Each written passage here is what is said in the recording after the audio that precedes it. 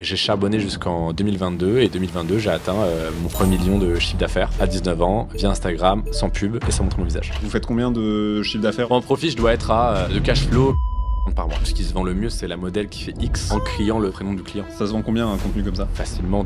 Moi, j'ai des concurrents, ils me disent, mais moi aussi, je peux créer une plateforme. Ah, mais grand bien te fasse. Mais essaye, ça va te prendre 2 ans au lieu de 6 mois. Tu vas avoir 26 galères. C'est un enfer de créer un SaaS. Avec Okamedia, j'avais créé une plateforme avec mon équipe à l'époque et ça m'a coûté 300 000 balles, tu vois. Les gens ont très peu de nuances en fait. Les mecs, c'est des Alex Inchenisés. Sur nos réseaux, on doit faire 2-3 millions. T'ajoutes le reste. Un bon mois, je pense qu'on fait 10 millions. Solocrea. Dans la création de contenu sur Internet, nombreux sont ceux qui sont partis de zéro et ont dû apprendre leur métier sur le tas en affrontant le doute, les galères et les incertitudes. Je parle bien sûr des créateurs et des créatrices de contenu sur les réseaux, mais aussi de tous les métiers qui les entourent, que ce soit les monteurs vidéo, les graphistes, les auteurs, rédacteurs et j'en passe, tous se sont lancés un jour pour créer leur propre métier. Dans Solocrea, je te révèle le parcours, les apprentissages, conseils et méthodes de celles et ceux qui ont transformé leur créativité en carrière, et ce en autodidacte. Je m'appelle Adam Hassan, j'aide les créateurs et les freelances des réseaux à développer leur carrière avec ma société Creative Group, et il ne me reste plus qu'à te souhaiter une bonne écoute. Et donc toi, du coup, c'est un peu marrant parce que t'as un angle très particulier, on va dire. Moi, c'est très créateur économie. Hein. Très créateur économique, bah, ça marche quand même. Je veux dire, en gros, sans Insta et tout, tu gagnes pas d'argent. Donc en fait. Non, je serais très pauvre sans Instagram, moi. Bah écoute, c'est une bonne intro. Je pense qu'on peut partir là-dessus. Salut Manoa. Merci beaucoup d'être ici. Je suis trop content. Avec grand plaisir. On va attaquer directement ce superbe épisode de Solocrea ensemble. Comme je te disais du coup juste avant, j'ai l'habitude de recevoir ici des créateurs et des créatrices de contenu et des gens qui travaillent avec eux. Je vais te laisser définir ton métier parce que j'ai pas envie de faire une boulette. Je ne sais pas quel est le titre officiel, me dis même s'il y en a un. Moi, j'aime bien entrepreneur parce que je fais plein de trucs, mais mes principaux business, mes principales activités, c'est formateur, manager, même si j'aime pas trop le terme, et créateur d'une plateforme qui s'appelle Reveal, donc un concurrent de Mime OnlyFans. Très bien. Bah écoute, entrepreneur, je pense que c'est le bon terme, mais l'angle, que j'aimerais aborder avec toi ici aujourd'hui, c'est l'angle de la création de contenu, on va dire, et de comment est-ce que tu as réussi à faire des plateformes, donc particulièrement Instagram et potentiellement d'autres. Je sais pas quelle est la plateforme principale aujourd'hui, on va dire, qui drive. Largement Instagram. Pour largement Instagram, voilà. Donc que tu me parles un peu d'Instagram, ta vision de la plateforme, comment elle fonctionne, comment elle te rapporte finalement, comme on disait en intro, tu as de l'argent, parce que aujourd'hui c'est ton métier. Est-ce que tu peux expliquer un petit peu plus en détail ce que tu fais? Moi, j'allais dire le titre, ce que les gens connaissent en tout cas sur Internet, OFM ou OnlyFans Manager. Donc, c'est le terme que t'aimes moins, j'imagine, manager ou pas. Après, écoute, c'est le nom de la chose, je vais pas cracher dessus. Hein. Moi, il n'y a pas de malaise sur ça, mais c'est pour ça que je voulais te poser la question pour savoir comment est-ce que tu définis. Donc, ton métier aujourd'hui, c'est quoi? Dis-moi si je le définis mal, corrige-moi. Mais aujourd'hui, tu aides des modèles, principalement des femmes, du coup, j'imagine. Uniquement en ce qui me concerne, ouais. Uniquement des femmes, en fait, à faire vendre, on va dire, du contenu adulte sur les plateformes que sont Mime, OnlyFans et la tienne, du coup, qui est Reveal, dont on a parlé aussi. C'est ça. Écoute, c'est assez bien résumé. Cool. Ça, effectivement, c'est le centre de mon activité. En tout cas, du moins, ça l'a été. Et c'est sur quoi j'ai bâti tout ce que je fais aujourd'hui. C'est-à-dire que du coup, il y a 2 ans, je découvre cette industrie Mime, OnlyFans, etc. Je me dis, waouh, c'est exceptionnel. Il y a beaucoup d'argent à faire. Moi, je suis un capitaliste libéral complètement assumé, donc j'ai pas de souci avec ça. Je me dis, bon, il y a beaucoup d'argent à faire. Il y a personne de sérieux en France. Et les seuls qui y sont, c'est des roublards. Donc, je me dis, bon... si j'arrive, je le fais de manière professionnelle et je le fais bien, il n'y a pas de raison que ça ne marche pas. Quand tu dis des roublards, ça veut dire que c'est full, en gros, scammer un peu C'est soit des scammers, soit des gens qui vont être dans cette niche, cette industrie, pour les mauvaises raisons. Okay. C'est-à-dire que moi, le nombre de mecs, d'ailleurs, qui sont très propres, très corpos sur LinkedIn, qui m'écrivent en privé en mode « Ah, en vrai, il a l'air bien ton métier. » Et il parle pas d'argent, étonnamment. Donc, il y a beaucoup de gens comme ça.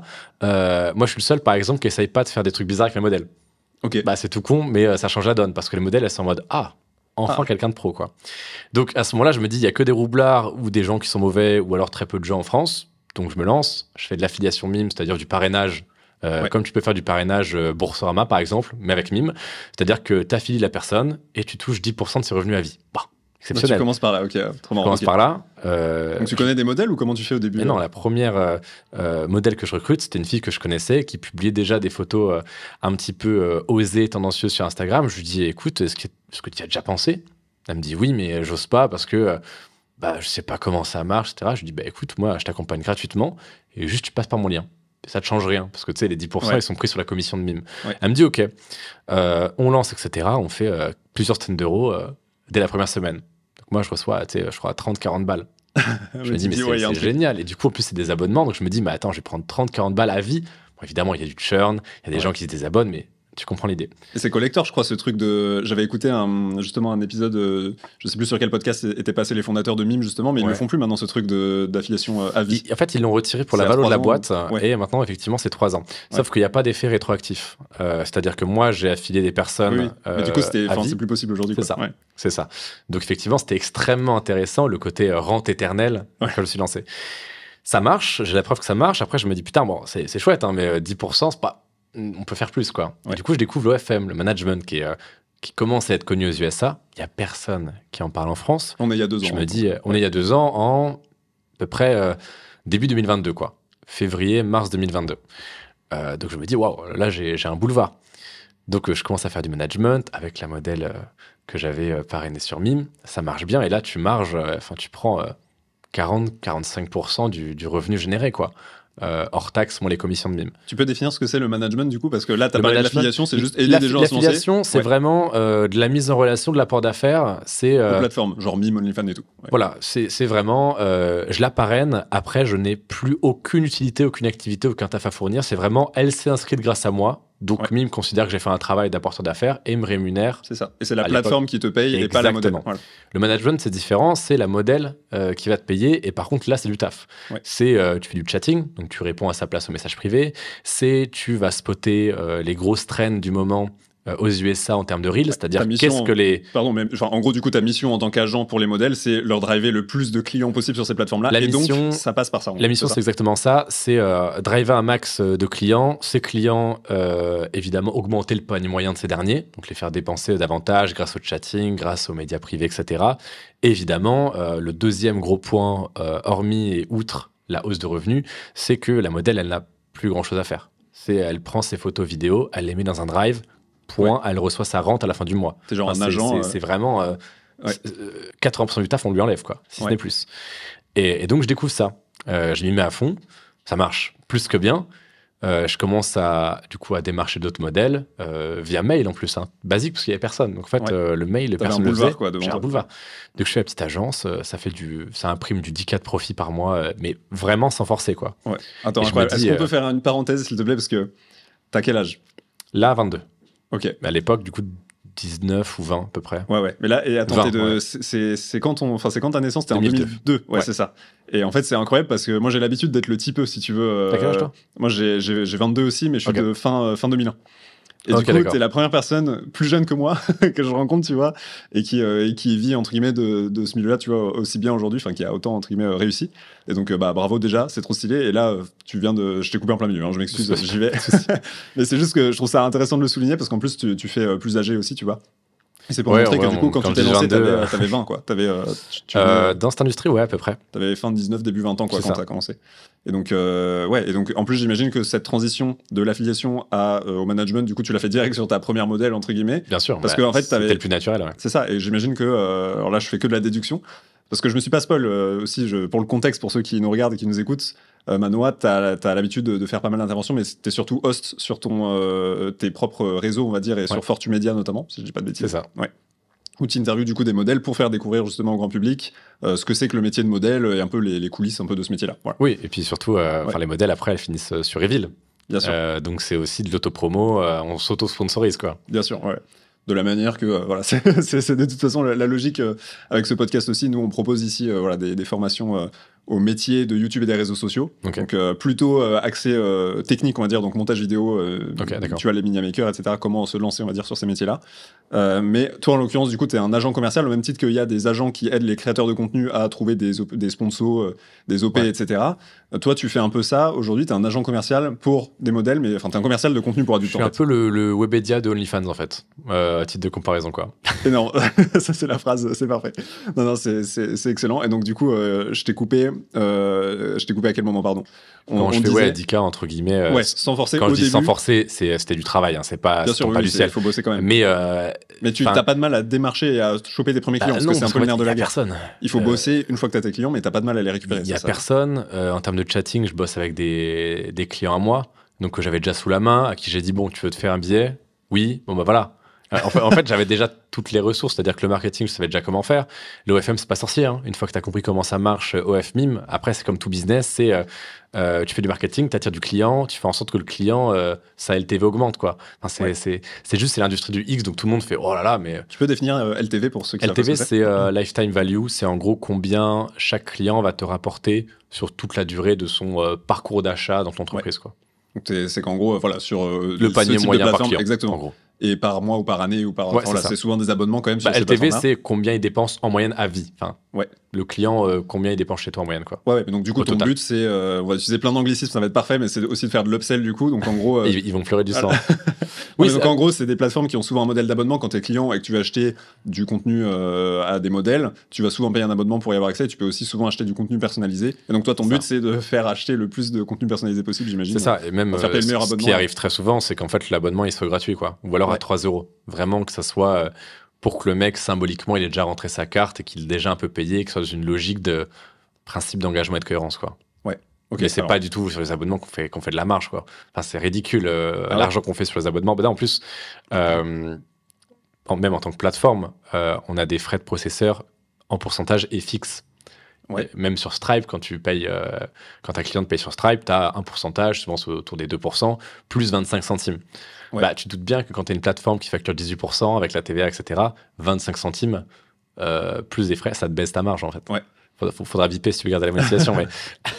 non, mais oui. Mais c'est intéressant, je pensais pas que c'était à ce point-là rachitique. Non, on fait que dalle sur les abonnements. C'est pas le but. Le but, c'est juste d'avoir des gens qui sont là et qui sont prêts à payer davantage des médias privés, des contenus personnalisés, des pourboires aussi. Donc là, tu parles de Reveal. Donc il y a deux choses. Donc on va faire un gros point sur Reveal parce que je suis intéressé. En fait, je parlais de la marge en tant que plateforme pour l'abonnement, mais en soi, je parlais aussi... Même sur la partie management, les abonnements... ouais, exactement. Tu fais très peu d'argent sur les abonnements, que ce soit en tant que manager, en tant que plateforme, en fait. Personne ne fait beaucoup d'argent sur les abonnements. Ok, tu m'apprends un truc premier degré. Non, mais il doit y avoir quelques grosses stars qui font de l'argent. Mais en soi, c'est pas l'essentiel. Et en plus, les gens aiment pas payer du recurring. Tu vois, ça te fait chier. C'est relou. C'est même toi, des logiciels que tu vas utiliser pour ta boîte. Tu te réveilles un matin, tu vois, moi, 40 balles, ça te fait chier. Tu sais que le logiciel étudié, il t'est utile. Hein. Mais relou. Limite, tu préfères payer... T'as l'impression de payer un loyer, quoi. C'est ça, tu préfères payer 1000 balles d'un coup que 50 balles tous les mois qui reviennent. Putain, je récupère la facture. Enfin, tu vois, c'est chiant. En plus, toi, t'as un enjeu quand même où la clientèle en face, c'est beaucoup sur de l'achat impulsif, en fait. Complètement compulsif, oui, bien sûr. Oui, compulsif plutôt. T'es quand même face à une clientèle qui est dans un état un peu second parce que excité. C'est le même principe que les boîtes de nuit. Tu vends à des mecs qui ont de l'alcool dans le sang. Hein. Enfin, c'est aussi un peu le... Le marketing est plus simple pour toi que pour le commun des mortels, peut-être. Bien sûr. Moins dur, en tout cas. En fait, pas plus simple, c'est moins difficile au sens où tu as plus d'instincts animaux que tu peux utiliser à ton avantage en tant que business owner parce que tes clients ont une émotion extrêmement forte. Donc là, l'excitation... l'attirance, etc. Après, on a aussi des barrières propres à notre industrie, tu vois. Bien sûr. Encaisser des paiements, légal, KYC. Enfin, vraiment, on a KYC, c'est les vérifications d'identité pour les modèles, les agences. Know your customer, Voilà. Mais ta pièce d'identité, machin. Tout ça, en fait, c'est des trucs, en termes de process, d'investissement, ça demande énormément. Mais attends, et tu parlais de Stripe parce que, alors bon, je vais deep direct, mais Stripe, oui, mais ça intéressera peut-être plus les gens. Le contenu pour adultes, il me semblait que Stripe, c'était no-go chez eux. C'est no-go. Ah, c'est no-go. Donc je prenais Stripe comme un exemple parce que c'est ce que tout le monde connaît. En fait, c'est pour expliquer un peu les barrières que tu rencontres dans ce type d'industrie, j'ai l'impression, c'est que tout ce qui est censé être simple aujourd'hui avec, je sais pas, aujourd'hui, tu veux lancer un site e-commerce, tu prends Shopify, tu le branches à... Bon, pas besoin de le brancher à Stripe, en l'occurrence pour Spotify, mais je veux dire, en gros, voilà, t'as plein de sites un peu comme ça que tu peux brancher en 2 secondes et lancer, on va dire, ta boutique, quoi, en ligne, ou ton service, ou ton software, enfin, n'importe quoi. Dans l'industrie, le contenu pour adultes, en l'occurrence, j'ai l'impression que t'es câblé partout. Les banques vont pas vouloir bosser avec toi, les processeurs de paiement veulent pas bosser avec toi, il y en a sûrement d'autres que j'ai même pas en tête. Pareil, en fait, c'est ce qui t'empêche d'aller dans une industrie, je dis souvent ça, les murailles d'une forteresse, quand t'es en train de l'assaillir, c'est très chiant. T'es en mode, putain, foutu muraille, quoi. Et en fait, une fois que tu l'envahis, tu fais, c'est sympa d'avoir des murailles quand même. Et c'est aussi l'avantage de la chose, c'est que c'est ce que je dis à chaque fois, si tu veux copier Fortumedia, en soi, tu peux. Bon, tu peux pas copier la connexion émotionnelle, la confiance, les témoignages clients, etc. Comment tu définis Fortumedia, du coup? Parce que là, on a parlé de Reveal, c'est la plateforme. Fortumedia, c'est la plateforme qui héberge les contenus. Enfin, c'est ta plateforme qui héberge les contenus. Reveal, ouais. Et Fortumedia? Fortumedia, c'est ma page Instagram. Quand je me suis lancé, ça s'appelait Fortumedia. Ça s'appelait pas Manuel Labranche. C'était une sorte de média où je parle d'entrepreneuriat.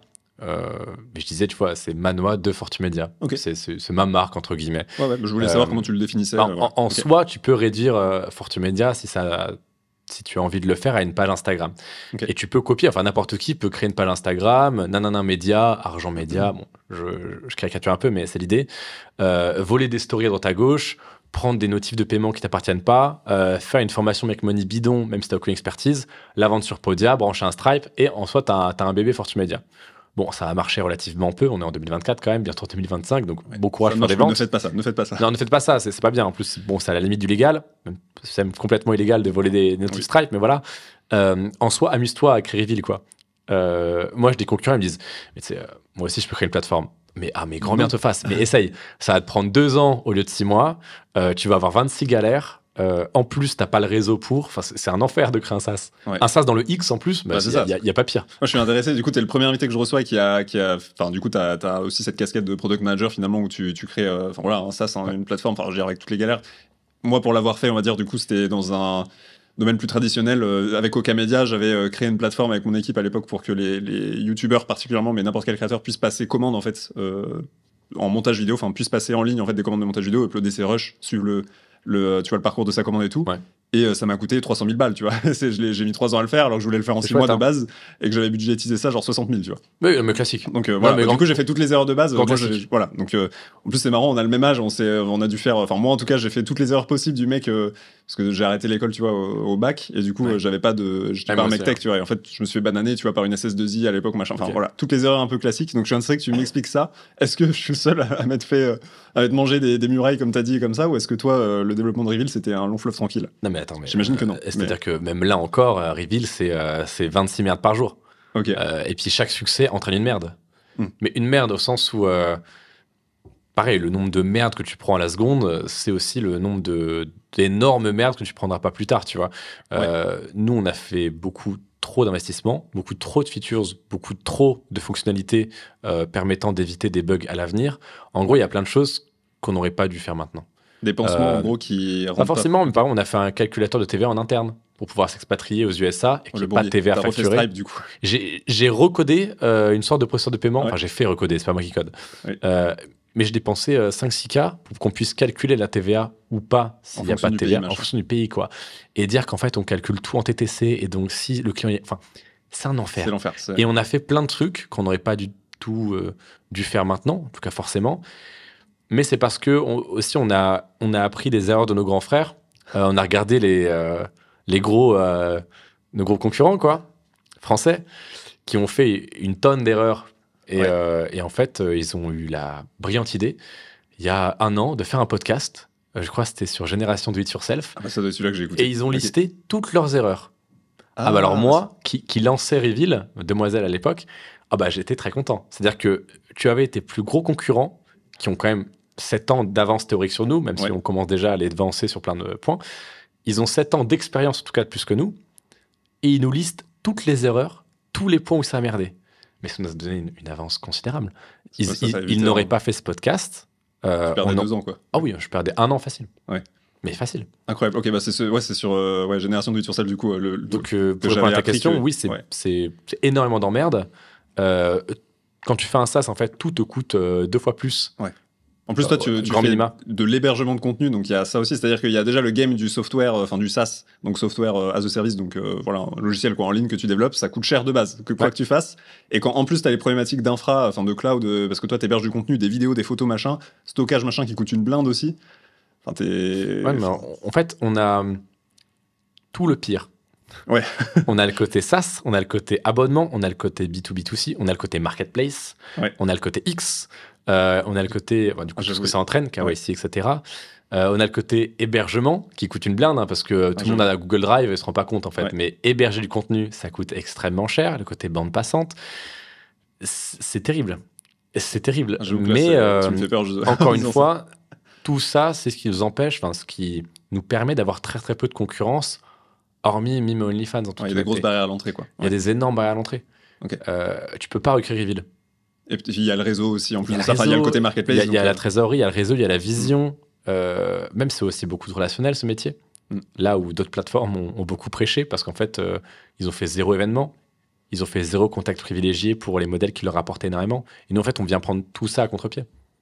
Trop bien. Bon, on dévie un peu, là, on parle de ça. C'est peut-être les gens, peut-être, ça les fait chier, tu vois. Ouais, bon, écoute, moi, je te parle de ce qui m'intéresse. On verra, mais j'espère que ça vous intéresse autant que moi. En tout cas, c'est vraiment. Enfin, je trouve que c'est incroyable, en fait, que t'en sois là Enfin, tu vois, en 2 ans seulement, surtout, tu vois, au-delà de l'âge, parce que moi, je crois, en fait, qu'en fait, tu peux monter aujourd'hui, tu vois, des gros business, en fait, jeunes, mais c'est surtout la rapidité d'exécution que je trouve impressionnante et que j'admire, tu vois, chez toi. Aujourd'hui, vous êtes combien et vous faites combien de chiffre d'affaires? Je sais pas à quel chiffre tu partages, mais... Chiffre d'affaires, on partage pas encore. Ok. Après, pas sur les villes, mais au global, enfin, voilà, c'est pas, tu comptes tes quoi, modèles, tu comptes je sais pas, voilà. Ouais, tu comptes le TTC, ouais, c'est Gaëtan qui gère toute la partie agence. Je sais ce que moi je prends à la fin du mois parce que moi l'agence je l'ai délégué, tu vois. En fait, l'agence, honnêtement, moi j'ai plus d'intérêt à me casser le cul pour l'agence de management. Ouais, c'est ça, l'agence de management. Avec Gaëtan, je dois prendre entre 4, 5 et 8, 9 par mois de net. Mais c'est vraiment histoire de rester, j'aime pas cette expression, on va refaire un anglicisme, mais skin in the game au sens, je suis au courant de ce qui se passe dans l'industrie, sur les plateformes, dans les tendances, ce que veulent les modèles, ce qu'elles aiment pas, etc. C'est juste pour ça. Oui, garder le contact, moi, le réseau. J'ai aucun intérêt à rester involved, à rester impliqué, merci beaucoup, dans des activités qui rapportent aussi peu et qui se valorisent pas. Tu vois, encore, ça m'apporte 5 cas par mois, ça se valorise. Très bien, je reste. Là, c'est juste pour avoir toujours un peu les mains dans la merde, pour savoir c'est important. quoi faire derrière, comment nettoyer derrière, quoi. Donc, je suis pas trop, mais on doit être, je sais pas, aux alentours des 70, 80, j'en sais rien. Franchement, c'est Gaëtan qui gère. Moi, je suis très au courant. 000 par mois Après, il y a le volume d'affaires, donc on est sur le marketplace. Oui, mais voilà, en fait, moi, je sais ce que je reçois, c'est mon assistante qui voit avec Gaëtan, bon, on a fait combien. Mais moi, je suis très au courant des chiffres de reveal, de mes formations, des coachings, etc., des royalties musicales, etc. Après, honnêtement, l'agence, c'est le truc qui me rapporte le moins avec l'affiliation. C'est marrant. Je pensais que c'était l'inverse. J'aurais dit l'agence, vu que tu prends, on va dire, 45 non, mais points ça va très vite. Ça va très vite. Par exemple, tu vois, l'affiliation Mime, je dois toucher encore à peu près 5 000 par mois. Je le sais parce que j'ai un virement par mois qui tombe, donc c'est facile à s'en souvenir. Mais puisque c'était une affiliation à 2 étages et que je prenais 5% des modèles que Méga recrutait, je sais que si je touche 5 000, c'est-à-dire qu'il y a 100 000 hors taxes générées. Donc ça veut dire qu'en fait, chaque mois, juste ce que j'ai affilié, ça génère 120 000 TTC. Donc en fait, ça va très vite. Tu vois, l'agence, on disait par 2, peut-être que voilà, ça va très vite. Si tu calcules TTC, c'est plusieurs centaines de cas en fait. Donc aujourd'hui, tu as un groupe un petit peu, donc parce que il y a la partie coaching, formation, l'agence, la plateforme, etc. Est-ce que tu partages en fait combien vous faites soit de volume d'affaires, soit de chiffre d'affaires en fait sur le chiffre d'affaires, ça a de moins. Avant, j'étais très chiffre d'affairiste parce qu'en fait, je vendais uniquement de la formation ou de la prestation de service et en fait, tout ce que j'encaissais, c'était quasiment du profit. Donc, pareil, avant sur la partie formation, j'étais exonéré de TVA. Le chiffre d'affaires et le profit, pour moi, c'était très, très similaire. Mais avec Reveal, avec l'affiliation, avec la prestation de service où je suis avec Gaëtan, les problèmes, etc., en fait, tes marges, elles réduisent drastiquement. Donc, moi, je sais combien je prends en profit à peu près en ce moment. Et c'est pas ma meilleure période. Moi, en profit, je dois être à de cash flow 40-50 par mois. C'est pas du tout ma meilleure période. 40-50 000 euros par mois à 22 ans. Ouais, avec... et c'est pas ta meilleure période. Royalties musicales, affiliation, agence, formation, coaching. Et du coup, c'est trop... très stylé. En fait, pourquoi je te demande, c'est parce que ça donne un ordre d'idée, un ordre de grandeur de où t'en es, etc. Et c'est impressionnant en seulement 2 ans, en partant from scratch, en fait, d'arriver là. C'est pour ça que je te posais la question. Après, tout ce qui est infoproduit, etc., j'y suis depuis 2019 quand même. Donc c'est la partie X où j'y suis que depuis 2 ans. Et du coup, je croyais que c'était sur la partie X justement que... Là, je t'ai compté tout. C'est-à-dire, mais pareil, parce qu'aujourd'hui, mes coachings, ils sont liés à l'OFM, mes formations, ils sont liées à l'OFM. Donc du coup, tu avais commencé ça en 2019, puis tu t'es lancé après... Alors, 2019, j'ai commencé l'infoproduit, puisque du coup, je vendais de la prestation de service, la vente de sites web. J'étais au lycée 2019, je pense que toi aussi, du coup. J'étais en première terminale, et je vendais des sites web sur Shopify, donc des boutiques clés en main, j'appelais ça. Et du coup, terminal, j'ai commencé à documenter sur Fortumedia. et à vendre mes premiers petits infoproduits en mode comment s'inspirer des techniques marketing, de manipulation, de persuasion des sectes et les rendre de manière légale et éthique dans le business en ligne. Et je faisais des petits infoproduits comme ça à 49, 59 euros. C'est ça mes débuts. Et c'est comme ça que j'ai grossi Fortumedia, c'est qu'en fait, je voyais que les infoproduits se vendaient très bien. Et donc, je fais des petites formations copywriting, Instagram, etc. Et c'est, donc voilà, après avoir sorti une grosse quinzaine de formations, qu'en 2022, j'ai commencé à pivoter sur le X. Et 2023, j'ai arrêté tout le reste pour me concentrer uniquement sur le X, donc mime, OF, etc. Ok, bon, ça te réussit pas mal pour l'instant. Enfin, t'es content malgré les. Alors, c'est marrant parce que quand j'ai fait le pivot, mais je me suis fait incendier parce que personne n'en parlait à l'époque. Il n'y avait pas tous les coachs OFM qui disent Dubaï, Lambeau, machin. Et donc, tout le monde m'a dit, mais t'es en train de commettre la plus grosse erreur de ta vie, mec. Tu sais que là, ta carrière, dans 1 an, c'est fini. Hein. Tu vas regretter. Bon, pas sûr, mais. Allez, cut. 2 ans après. Pas sûr. Ouais. Non, bah, trop bien. Ok. Bah, écoute, c'est plus clair. Merci. Parce que du coup, c'est vrai que tu fais beaucoup de choses. Je pense que c'était important de le clarifier. Alors, écoute, j'ai tellement de questions. J'ai trop envie, moi c'est mon côté curieux et même personnel, mais effectivement je sais pas, on y reviendra peut-être après, mais j'ai trop envie moi de parler de Reveal et du côté marketplace, parce que du coup t'as exactement les mêmes problématiques. C'est le plus intéressant, mais après, pour quelqu'un qui se lance, peut-être que c'est pas forcément le plus pertinent. Après moi je te suis dans tous les sujets. Hein. Ouais, bah écoute, je suis obligé, désolé pour l'instant promo, mais en fait c'est juste que c'est la première fois qu'il y a un cas aussi parallèle, tu vois. En gros, j'ai exactement la même problématique que toi et la même stratégie dans le sens où moi aujourd'hui je propose via mon agence Creative Edit des services de montage vidéo premium si tu veux aux youtubeurs. Mais c'est vraiment une partie agence où juste le but c'est de délivrer un service qui est le plus quali possible avec toutes les emmerdes si tu veux que ça comprend d'avoir une agence, exactement comme tu l'as dit. Mais t'es obligé en fait pour connaître le métier, rester au fait des problématiques clients en fait tout simplement. En fait ça devient limite un département R&D. R&D exactement, c'est complètement ça. Et à côté j'ai ma plateforme Creative Jobs qui fait de la mise en relation directe entre des créateurs qui veulent recruter des talents, media makers, monteurs, etc. Un Fiverr de la vidéo quoi. Exactement, by design fait pour YouTube et les réseaux sociaux. Et où du coup voilà c'est beaucoup d'emmerdes, c'est un business model qui est plus compliqué, etc. Et t'as cette problématique double on va dire d'avoir 2 populations de clients. C'est le principe d'une marketplace du coup où tu dois, moi dans mon cas je dois aller chercher et des créateurs de contenu qui vont venir recruter des talents et des talents qui vont venir répondre aux offres d'emploi en fait des créateurs. Donc toi t'as d'un côté des modèles qui doivent venir poster du contenu, mais pour ça il faut que t'aies une base de clientèle pour pouvoir les attirer.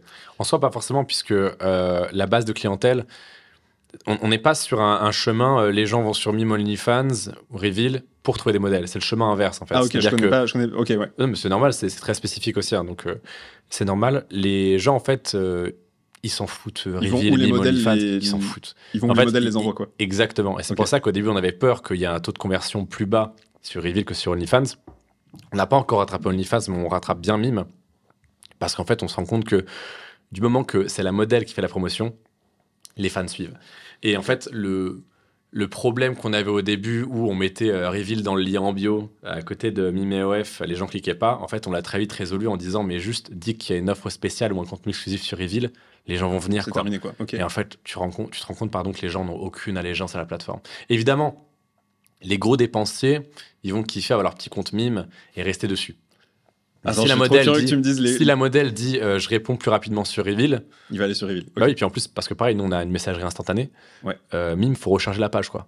C'est-à-dire qu'on est en 2017. Ok. Bon. Et donc en fait. J'ai trop de questions. Déjà, je suis trop curieux de savoir les gros dépensiers sur ces plateformes-là, donc côté client final. Ah putain, j'ai pas mon téléphone, je t'aurais montré. Je t'aurais montré les chiffres à tout moment. Mais déjà, ça vas-y, on y revient après parce que j'ai plein de questions, mais. Surtout, juste pour donner le contexte aussi, il y a un intérêt aussi pour tes modèles à venir sur Reveal plutôt que, en tout cas, qu'à vendre leur contenu sur Reveal plutôt que sur Mime OnlyFans parce que tu prends des frais moins élevés en fait. En fait, c'est ça. Tu peux pas te permettre d'arriver sur le marché avec une feature en moins ou en plus. Enfin, un problème en moins, une feature en plus. Nous, déjà, on est moins cher. On est à 18% du hors-taxe contre 20-25 pour Mime, 20 pour OnlyFans. Mais ça suffit pas, en fait. Les gens vont pas bouger de plateforme juste parce que tu as quelques points de différence. Bon, avec Mime, c'est significatif, 7 points. Ouais, c'est beaucoup 7 points. C'est pas rien. Mais il faut te distinguer sur plusieurs autres points. Oui, moi, je cible les modèles d'un côté, mais aussi les agences. Agences qui peuvent par exemple affilier les modèles qui peuvent affilier des modèles, etc. Donc on joue aussi sur l'affiliation. On attire les agences, les modèles qui s'affilient entre eux, qui se ramènent entre elles. On a par exemple une feature, ce qui n'existe nulle part ailleurs, qui permet de monétiser l'envoi de photos, mais dans l'autre sens, c'est-à-dire que les mecs puissent payer pour envoyer un média. Donc les créatrices définissent que par exemple, pour lui envoyer une photo, c'est 20 €. Ok. Et ben, des fois, nous, on voit des notifications. Je te montrerai les notifications après. Oui, vas-y. Ça marche très bien. Vas-y, on laisse charger ton téléphone un peu. Après, on va tout montrer. Et en fait, tu vois que tu as des gars qui ont envoyé 3 photos d'eux. La photo, c'est 20 €. Ching, ching, ching, 60 € TTC, imprimé. Donc, comme on dit, t'as un product market fit sur cette feature. Exactement. Et sauf qu'en fait, une feature en SaaS, on peut te la copier, quoi. Et donc, par exemple, là, on est en train de copier la feature principale d'Unlock pour permettre de créer des liens de déverrouillage. Ouais, c'est ça. Des liens de déverrouillage sans abonnement. Et en fait, on essaye de prendre toutes les meilleures features de tout le marché et de les intégrer gratuitement. Par exemple, il y a des logiciels tiers qui sont utilisés par les agences, les agents, les managers, qui s'appellent Inflow et OffMy. C'est en gros des trucs qui permettent... c'est comme des plugins que tu vas brancher à tes comptes Mime OnlyFans, qui sont payants selon ton chiffre d'affaires mensuel. Et en fait, ça te permet d'avoir plus d'analytics, de voir quels chatteurs, les mecs qui répondent à la place de la modèle, ont vendu quoi, combien, quand, etc. Et en fait, ces logiciels, par exemple, on a pris toutes les features essentielles, on les a copiées, on les a intégrées à Reveal gratos. Donc en fait, tu vas essayer de prendre tous les points bloquants, tous les trucs un peu chiants, tous les trucs qui manquent, et tu fais le ménage. Incroyable, ok. Bah écoute, c'est une stratégie qui a l'air de payer pour l'instant. Tu m'as dit que c'est... Enfin, j'ai l'impression que vous êtes sur la bonne voie, on va dire, et en forte croissance. Ouais, là, c'est cool. Ouais, c'est cool. Là, ça commence à être. Non, franchement, bravo. Je tiens quand même à faire une petite aparté parce que c'est trop intéressant. Moi, j'ai envie de deep dive comme ça encore, tu vois, un moment.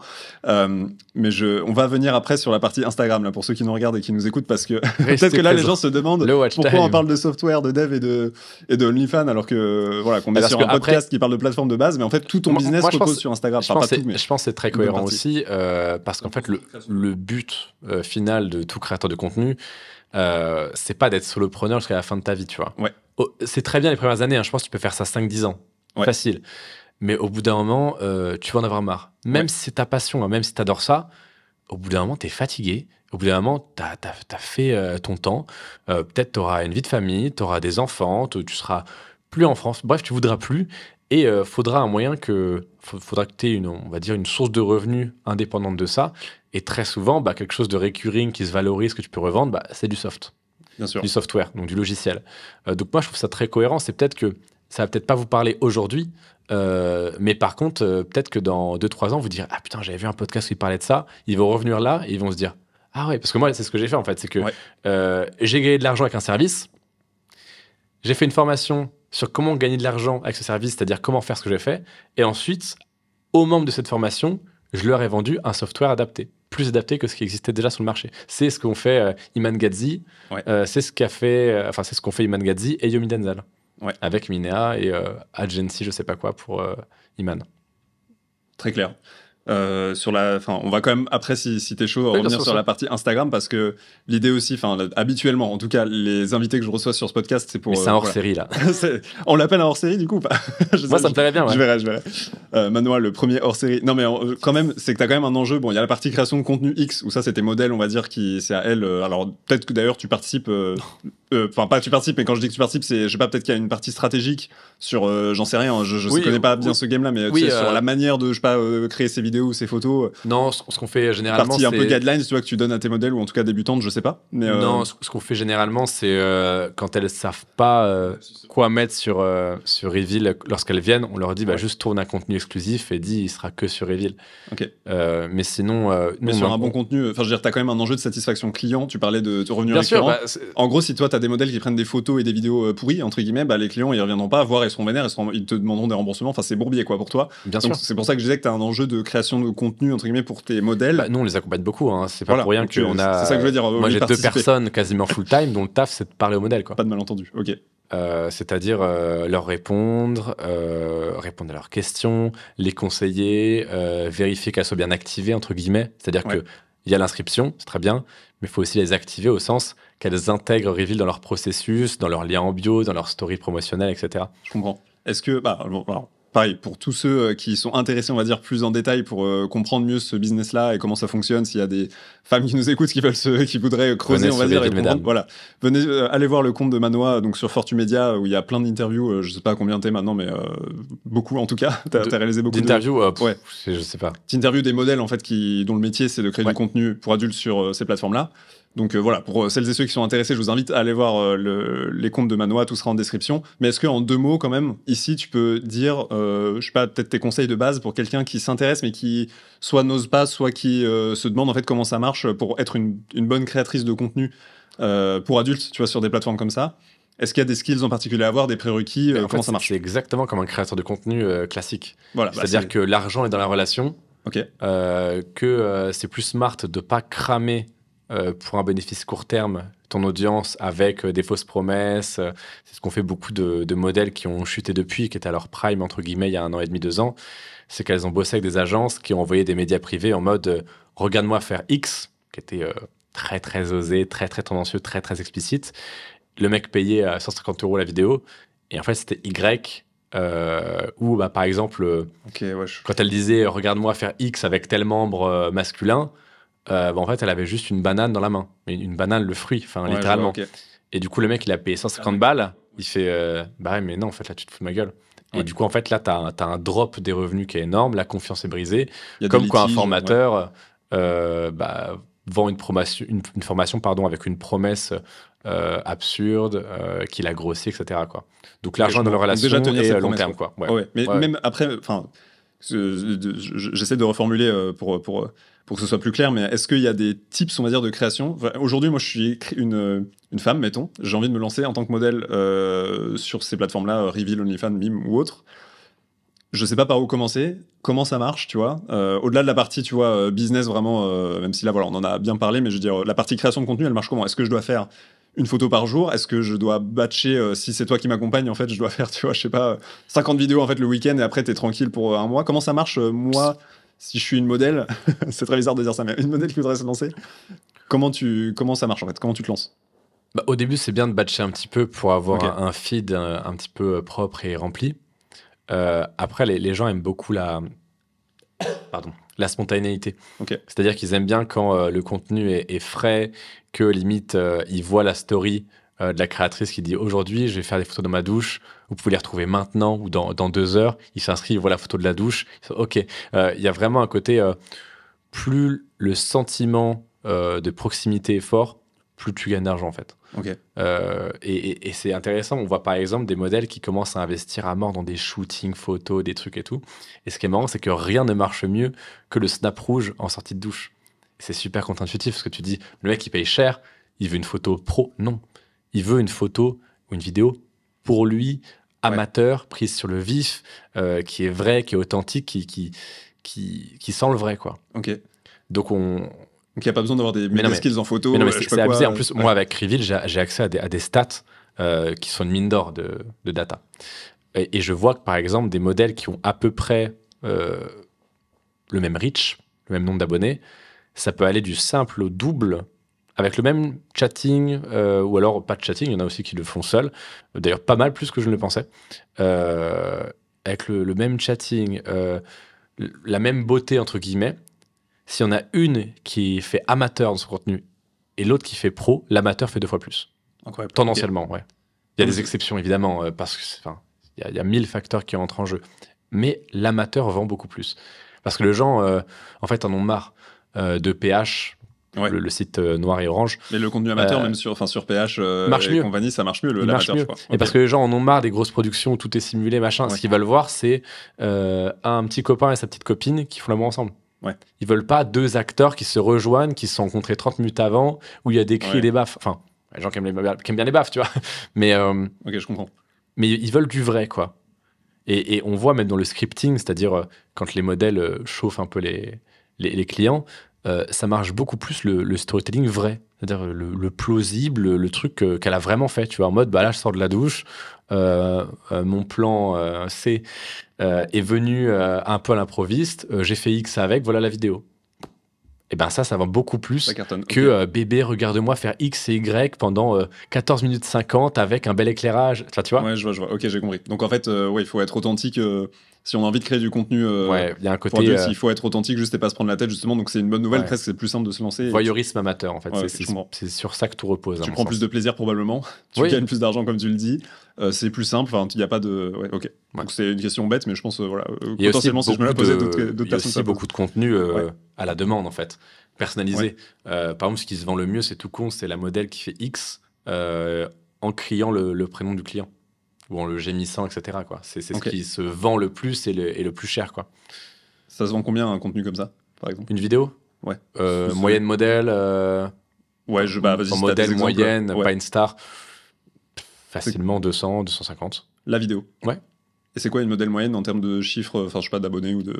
Bah, comme ça, je dirais une moyenne qui fait entre 6 et 9K par mois, qui est un peu inconnue au bataillon sur Instagram, mais qui a sa petite commu. Et aujourd'hui, des modèles qui font 6 à 9 000 euros par mois, elles ont combien, par exemple? C'est quoi les ratios? C'est pour comprendre un peu. Je veux dire, il faut avoir combien sur Insta, par exemple? Combien de followers sur Insta? Par exemple, on a une modèle sur Reveal.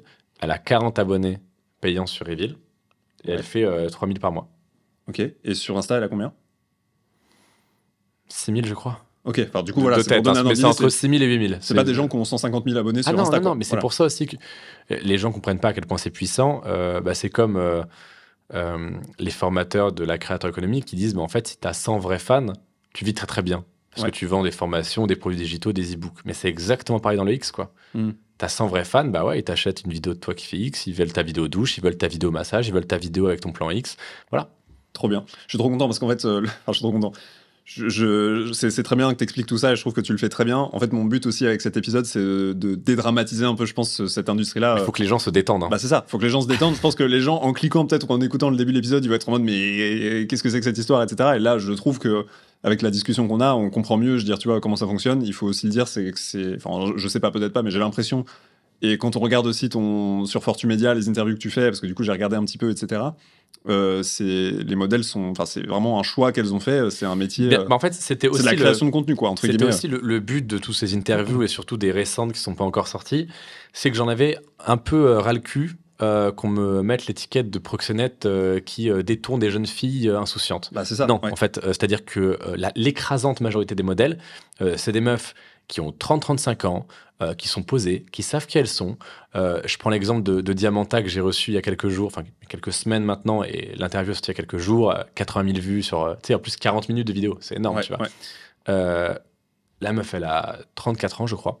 Elle a son mari, elle est libertine depuis 8 ans, elle sait qui elle est très bien dans sa peau, elle a sa vie de famille, sa vie pro, elle est sur MIMOF, elle doit faire je crois qu'elle fait ses 5 chiffres par mois.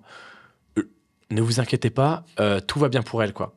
Mais je pense que les gens aiment bien se dire, non, elle gagne beaucoup d'argent, mais en vrai, elle sait pas ce qu'elle fait, elle va regretter. Parce que pareil, en fait, tu peux pas imaginer qu'une meuf ait une sexualité débridée comme elle l'entend, qu'elle gagne beaucoup d'argent et qu'elle s'éclate. C'est pas possible, parce qu'en tant que Français, tu vois, t'es au SMIC, tu fais du vélo à Poitiers pour ton au travail parce qu'on t'a dit qu'en fait le CO2 c'est pas bon pour la planète, tu vois. Tu te fais fouetter dans un open space, tu te fais cracher dessus à la pause café. Il y a ton patron qui dit tu viendras samedi. Et si tu oses dire non, t'es viré le lendemain.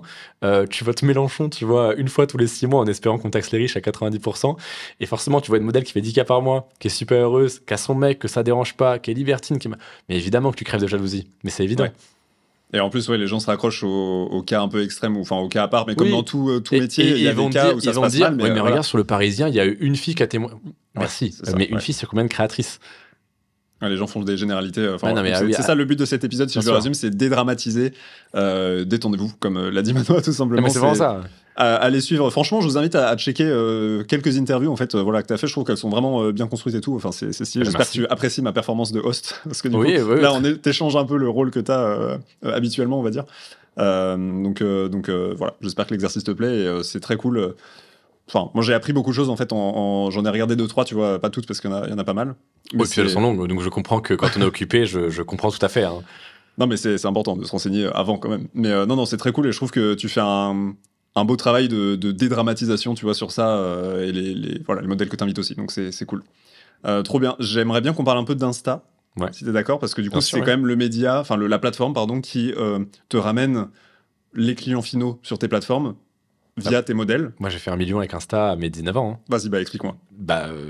Comme je te disais, je me suis lancé terminale, juste avant le début de la terminale, Donc 2019 à peu près, je crois, je lance Fortumedia. Je voulais documenter ce que je faisais avec la vente de site web, sans montrer mon visage, sans dire qui j'étais, etc. Donc je crée Fortumedia. Je vends plus de sites web grâce à Fortumedia. Je me lance dans l'infoproduit juste après, via Fortumedia, avec une newsletter quotidienne, des podcasts quotidiens. Je faisais 5 posts par jour. Enfin, vraiment, je me défonçais à côté du lycée. Je bossais comme un chien. Je sortais une formation, une nouvelle toutes les 2 semaines, petit produit un peu à la Antoine BM. Okay. J'ai charbonné jusqu'en 2022. Et 2022, j'ai atteint mon premier million de chiffre d'affaires à 19 ans, via Instagram, sans pub et sans montrer mon visage.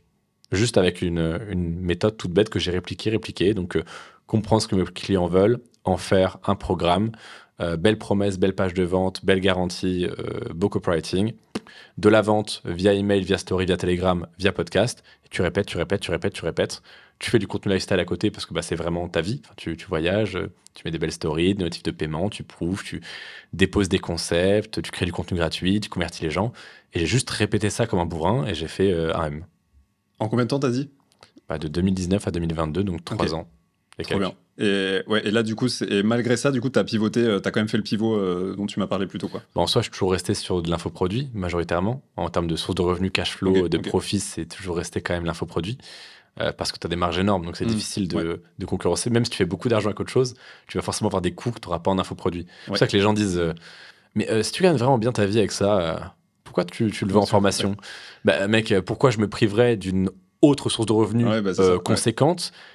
Le fait que je fasse 10 000, 20 000, 30 000, 70 000 euros par mois avec les formations, ça ne change rien au fait que j'ai vraiment les résultats que je prétends avec l'agence OFM. Et dans tous les cas, là, il y a l'argument oui, mais ça te crée de la concurrence. Je t'en prie, essaye de manager 300 modèles en même temps, qu'on s'amuse. C'est impossible. Combien de modèles tu avais dans ton écosystème. Mais tu peux pas. C'est-à-dire que moi, je peux en acquérir beaucoup, mais sur Reveal, c'est-à-dire qu'elles vont avoir un problème, une question toutes les 2 semaines, on peut gérer. Mais en termes de chatting, de réflexion, de gestion, de management, dans une agence, tu peux très souvent pas avoir plus de 4-5 modèles. Et si t'es vraiment bon, tu peux pousser jusqu'à 10. Et encore, ce sera peut-être plus rentable d'avoir que 5 modèles, mais qui font 2 fois plus. Ouais. Bon.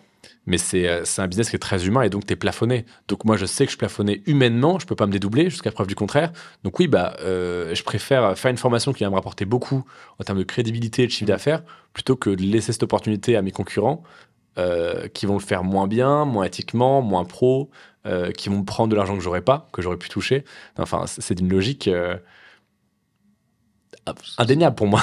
Ouais, non, mais très clair. Écoute, et du coup, Insta, vu que c'était la question, effectivement, donc c'est le levier principal d'acquisition que tu as utilisé pour tout.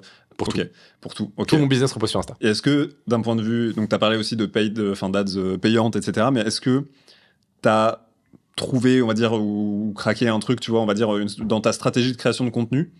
Est-ce que tu as un format en particulier, on va dire, phare, on va dire, que tu as testé? C'est quoi un peu, comment tu approches Instagram, en fait?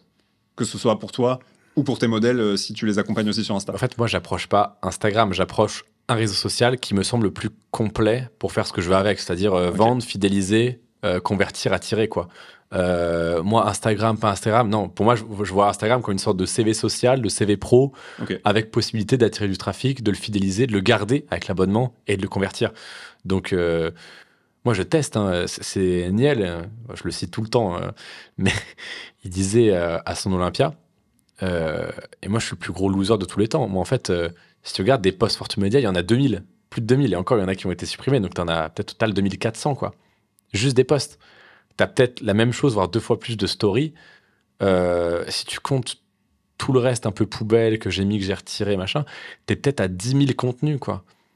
Les gens qui me suivent, ils ont peut-être retenu 3.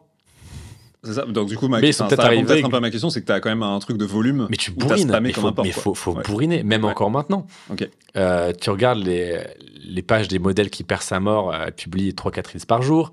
Elles ont plusieurs comptes, elles ont des slave accounts, donc des comptes qui republient un peu, qui shitpostent et qui redirigent vers le main account. En fait, faut y aller, quoi. Ça me fait rire les gens qui sont en mode « Oh, mais là, ça marche pas trop. » Ouais, mais t'as fait quoi ? J'ai quand même publié 6 posts.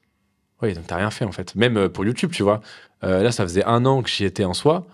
Et je me disais, c'est quand même un peu ingrat, YouTube. Alors oui, c'est ingrat. C'est plus ingrat que les autres plateformes. Je disais, ça met quand même longtemps. Hein. Mais mec, tu fais une vidéo tous les 3 mois. Un coup, tu parles de modèle. Un coup, tu parles d'agence. Un coup, tu parles d'un truc qui n'a rien à voir. Tu t'attends à quoi ? Et puis là, il y a 2 mois, j'ai dit à mon équipe, bon les gars, on passe à 4 vidéos par mois. Là, j'ai vu que les stats ont augmenté. Et je fais, OK, on passe à 8. On m'a dit, ouais, mais le référencement, je fais, non, mais on passe à 8. Parce que dans tous les cas, les gens vont shorter, donc ça va faire de la pub, donc on s'en fout. Le but, c'est d'envoyer. Là, on est à 8 vidéos par mois, donc 2 vidéos par semaine, mercredi, dimanche. Ça envoie en termes de rythme. Hein. Ouais. Mais par contre, tu crois à mort. C'est quoi le format, du coup, que tu fais 2 fois par semaine? Il y a au moins une interview. Et très souvent, c'est un autre truc en rapport. Par exemple, là, dimanche, c'est réaction à mon passage sur M6, tu vois. Okay. Mais ça reste dans l'univers OFM, OnlyFans, Mime, etc. Okay. Très clair. Et donc, du coup, tu t'es entouré comment aujourd'hui, tu as une équipe de combien de personnes? Comment tu les recrutes? En fait, je travaille avec une boîte de prod d'un ami qui était un ancien client et un ancien prestataire. C'était un prestataire de base. Il est devenu client. Et après, je l'ai repris en tant que prestataire. Il a une boîte de prod. Donc, tu externalises à une entreprise et pas. Et je fais rien. C'est-à-dire que je me pointe au studio. J'envoie. Le lendemain, je reçois le lien WeTransfer, en gros, je leur transfère. Qui je ne fais plus rien. Je fais plus rien. Mais donc ton équipe, c'est cette boîte-là ou c'est le... Non, c'est une boîte de prod. Non, mais c'est la boîte de prod dont tu parles. C'est ça. Oui. Et t'as un studio qui est un autre truc encore. Ok. Le studio, c'est où je suis. Et je me démerde quoi. Je croyais que c'était la boîte de prod qui te produisait tes contenus et le tournage. Non, c'est selon où je suis. Je trouve soit un studio de podcast, soit je fais venir une prod avec mon réseau. Et ensuite, dès qu'on m'envoie les fichiers, je transfère la boîte de prod qui fait 30 reels par mois, 8 vidéos YouTube par mois. Et je ne fais rien. C'est-à-dire que ils postent à ma place, ils font les titres à ma place, ils font les miniatures à ma place, ils font les légendes à ma place. Moi, je veux juste envoyer. Et je sais qu'en fait, en plus, c'est un service qui coûte cher. Hein, je dépense beaucoup. Mais en fait, je sais que déjà, le travail est bien fait. Les gars, je les aime bien, c'est pro, etc. Mais aussi et surtout, je sais qu'avoir cette épée de Damoclès de ce ticket que je dois investir à chaque début de mois et de me dire, mais là, il faut qu'il y ait 8 vidéos qui sortent, je me déchaîne, je bosse comme un fou. Il y a des week-ends, je fais 10 tournages. Le week-end dernier, j'ai fait 10 tournages en 2 jours. Ton focus aujourd'hui, donc c'est un peu là aussi où je voulais en venir, c'est qu'aujourd'hui, toi, ton focus avec tout ce que tu fais et tout ce que tu as expliqué, je sais pas si c'est ton focus d'ailleurs, mais en tout cas, une grosse partie de ton temps et ton énergie, c'est sur la création de contenu en fait. Mais moi, toute ma vie n'est que création de contenu. Attends, vas-y, explique-nous ça aujourd'hui, comment tu t'organises un peu ta semaine ou journée type, parce que peut-être que là, pour les gens qui nous écoutent, je ne m'organise pas, faut bourriner. C'est pas vrai l'organisation. Alors oui, je vais m'organiser du type sur un tournage, dire à mon assistante, ok, tu me cales 8 à 10 interviews, tu vois Podspace. Bien sûr. Mais le week-end dernier, j'ai privatisé Podspace de 11h du mat à 20h, 2 jours d'affilée. Mais c'est-à-dire que je ne bougeais plus entre les... Les gens faisaient... c'était limite l'accueil, c'était le four, quoi. Donc là, je m'organise pour rentabiliser et puis tourner à fond parce que je dois prendre de l'avance. Mais sinon, la création de contenu, c'est tout le temps. Il m'arrive un truc, je fais un message vocal Telegram et je vais à un endroit, c'est sympa, ça en jette, boum, story Fortumedia, donc plus B2C, pardon. Je vois un truc par rapport à une modèle qui est contente de la plateforme, boum, je mets sur Reveal Emmanuel Labranche, qui est mon compte orienté modèle. Tu t'arrêtes jamais du coup. Il y a un média qui fait une interview avec moi, qui parle de moi, boum, vidéo réaction. En fait, Tu vas faire une vidéo réaction à cet épisode? Non, parce que là, j'y suis déjà, donc j'ai pas grand-chose à dire que je n'ai pas déjà dit dans le podcast. Mais sur M6, par exemple, puisque j'avais pas de droit de preview, que je peux pas répondre en direct à ce que disent les journalistes après mon passage par rapport à ce dernier, etc. Donc là, c'est un intérêt. Et puis aussi, c'est putaclic. Je réagis à mon passage sur M6, je parle d'OnlyFans, boum, voilà, t'as un titre sympa. Je parle d'OnlyFans sur M6, réaction, tu peux trouver un truc. Mais toute ma vie n'est que création de contenu. Même quand j'ai une galère, je prends mon téléphone, je filme. Et je sais que ça me servira dans 3 ans. Par exemple, j'ai eu une énorme galère. Je peux pas en parler maintenant, mais c'est une énorme galère. Genre, il n'y a pas pire que tu puisses imaginer pour ta boîte. Il n'y a pas pire. Je l'ai eu il y a une semaine. Limite pire. Il y a pire. Limite pire. Et je me suis filmé plusieurs fois, j'ai dit différents trucs. J'ai toutes les vidéos, elles sortiront dans 2 ans. Et dans 2 ans, ça fera un contenu formidable, tu vois. Et même documenté. Moi, il y a un côté aussi thérapeutique et passionnel de... moi, j'adore me dire, chaque jour, je pose une petite brique qui va rester, tu vois. Oui, le Reels, il n'aura plus de référencement dans 3 jours, d'accord, mais je pourrais le retrouver. La vidéo YouTube, je pourrais me dire, ah putain, j'étais là. Les stories, mais ma passion, des fois, de remonter, me dire, ah putain, j'étais là. Et en fait, moi, j'ai une mauvaise mémoire. Et en fait, avoir des stories, ça me permet de me remémorer, de me dire, ah putain. Savoir ce que t'as fait, quoi. C'est marrant, moi, je suis un peu comme ça aussi, je fais pas du tout autant de stories. Non, mais il faut envoyer, en fait, il faut bourriner. L'organisation, c'est un truc pour les gens qui ont le temps, tu vois. Je sais pas. Des fois, oui. C'est marrant, mais c'est faut chacun optimiser.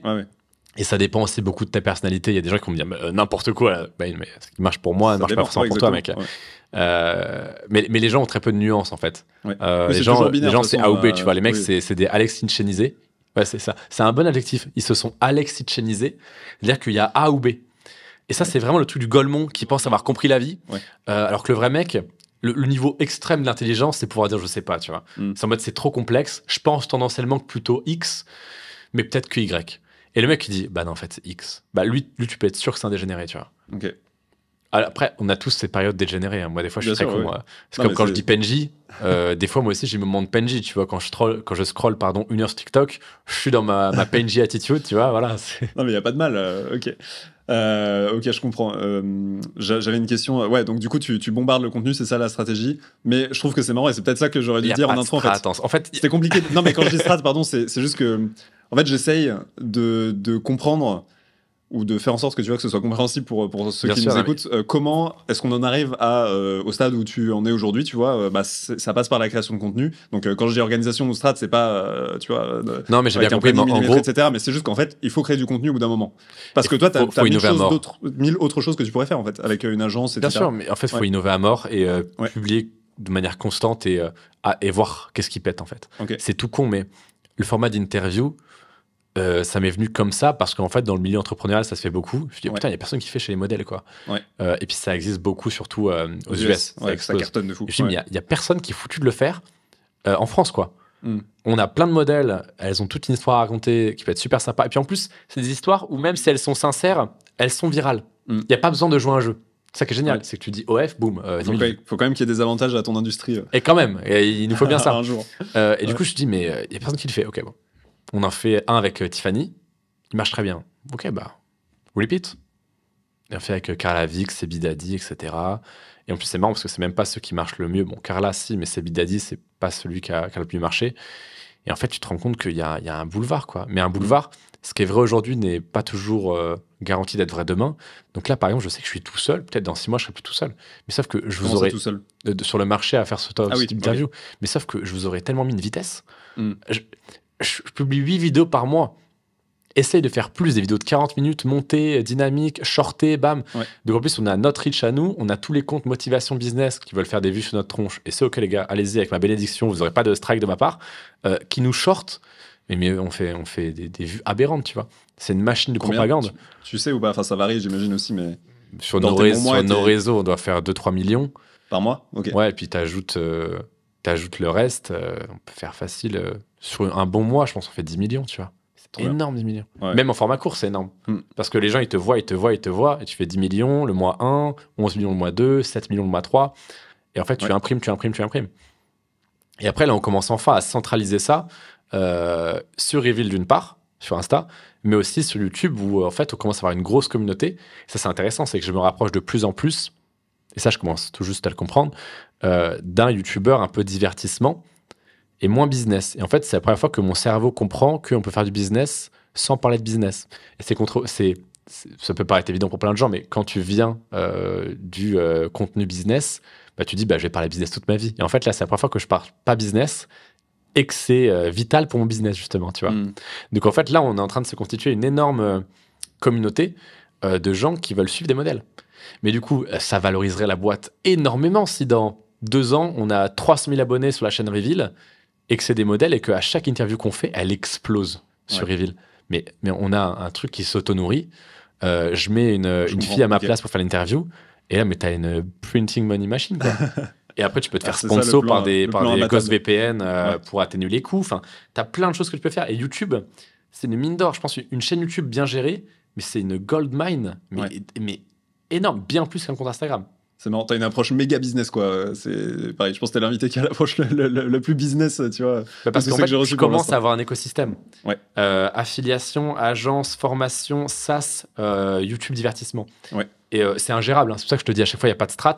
Si, il y a une strat, j'ai une vision. En fait, j'ai une vision. Mais j'ai pas de stratégie parce que c'est ingérable et globalement, je suis le seul capitaine, tu vois. Il y a mon associé, mais sauf mon associé, il est que sur Reveal, il est pas sur Fortu Media. J'ai tout le temps, il faut se laisser porter. Et en fait, j'ai plein de gens autour de moi, mais qui bossent pas forcément sur le même secteur. Soigny, elle est plus sur la partie formation, Max, il est plus sur la partie Reveal.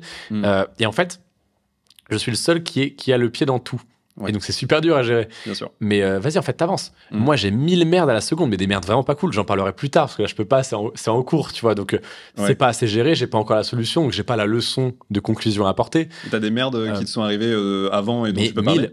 T'as des anecdotes un peu, c'est quoi les galères un peu de... J'ai eu le contrôle de la DRETS par rapport à l'exonération de TVA, où j'ai reçu un petit courrier qui me demandait 1,3 million. Chiant. Tu commences à se suer du cul quand tu reçois T'as fait comment? C'était pourquoi? Enfin, tu peux dire ou pas? Oui, je peux dire, c'est qu'en fait, ils considéraient que les formations sur OnlyFans n'étaient pas exonérables. Je considérais que si. Et au final, on a reçu un courrier il y a un mois qui disait effectivement annulation de la décision 1,3 million. Donc on a gagné là-dessus, tu vois. Bien joué. On est encore en discussion sur d'autres choses, mais globalement, ça paye de pas frauder. Globalement, moi, je suis un bon élève, donc c'est pour ça que je peux en parler librement. Moi, j'ai rien fait de répréhensible. Et t'as 1000 galères, parce que même si t'es innocent, même si t'as rien fait, tu sais pas, et ça te fait des épées de Damoclès.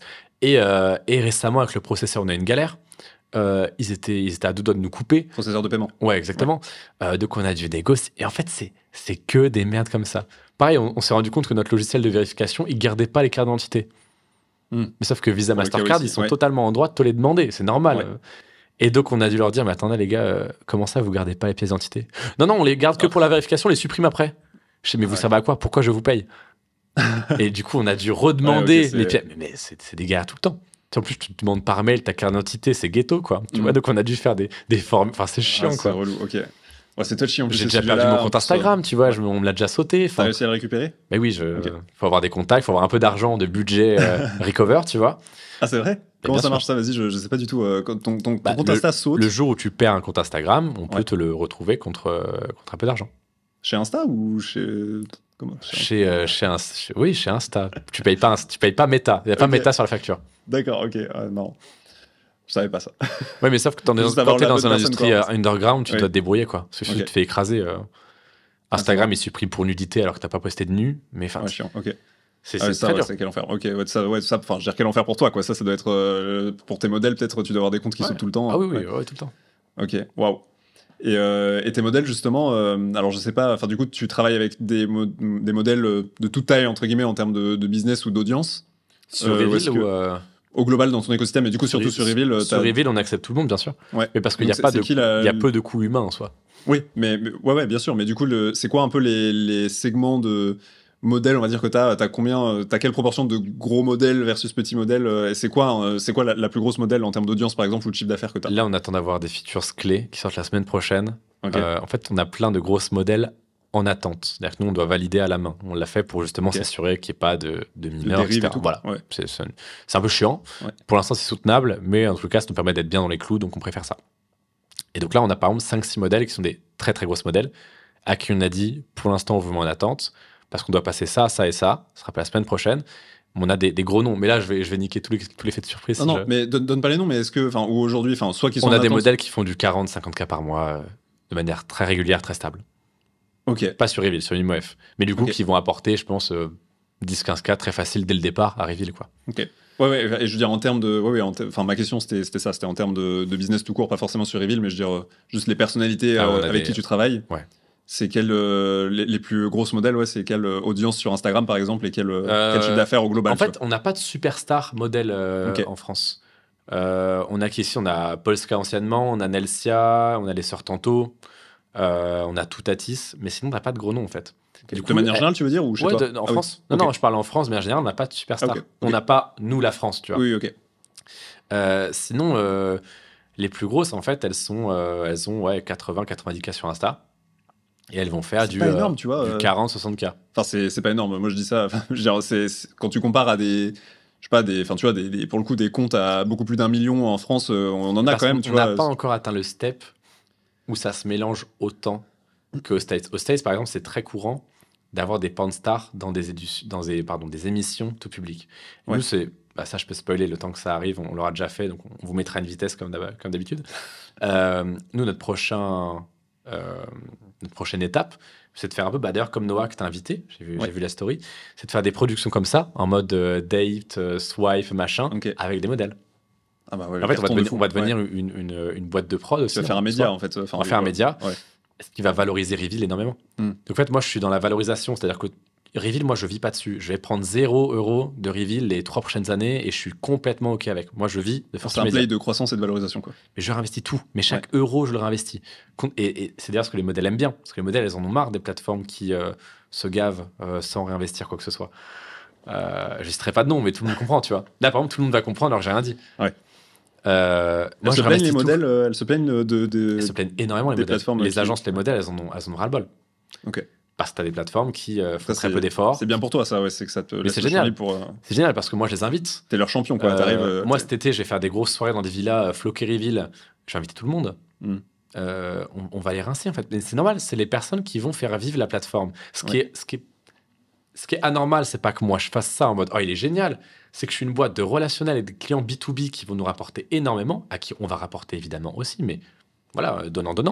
Et il y a d'autres plateformes à qui les modèles rapportent énormément d'argent, qui ne font rien, qui ne réinvestissent pas leurs profits dans de nouvelles features, qui ne résolvent pas leurs bugs, qui ont des dettes techniques énormes, qui font aucun événement, où le support t'envoie un message, t'as une réponse 72 heures après.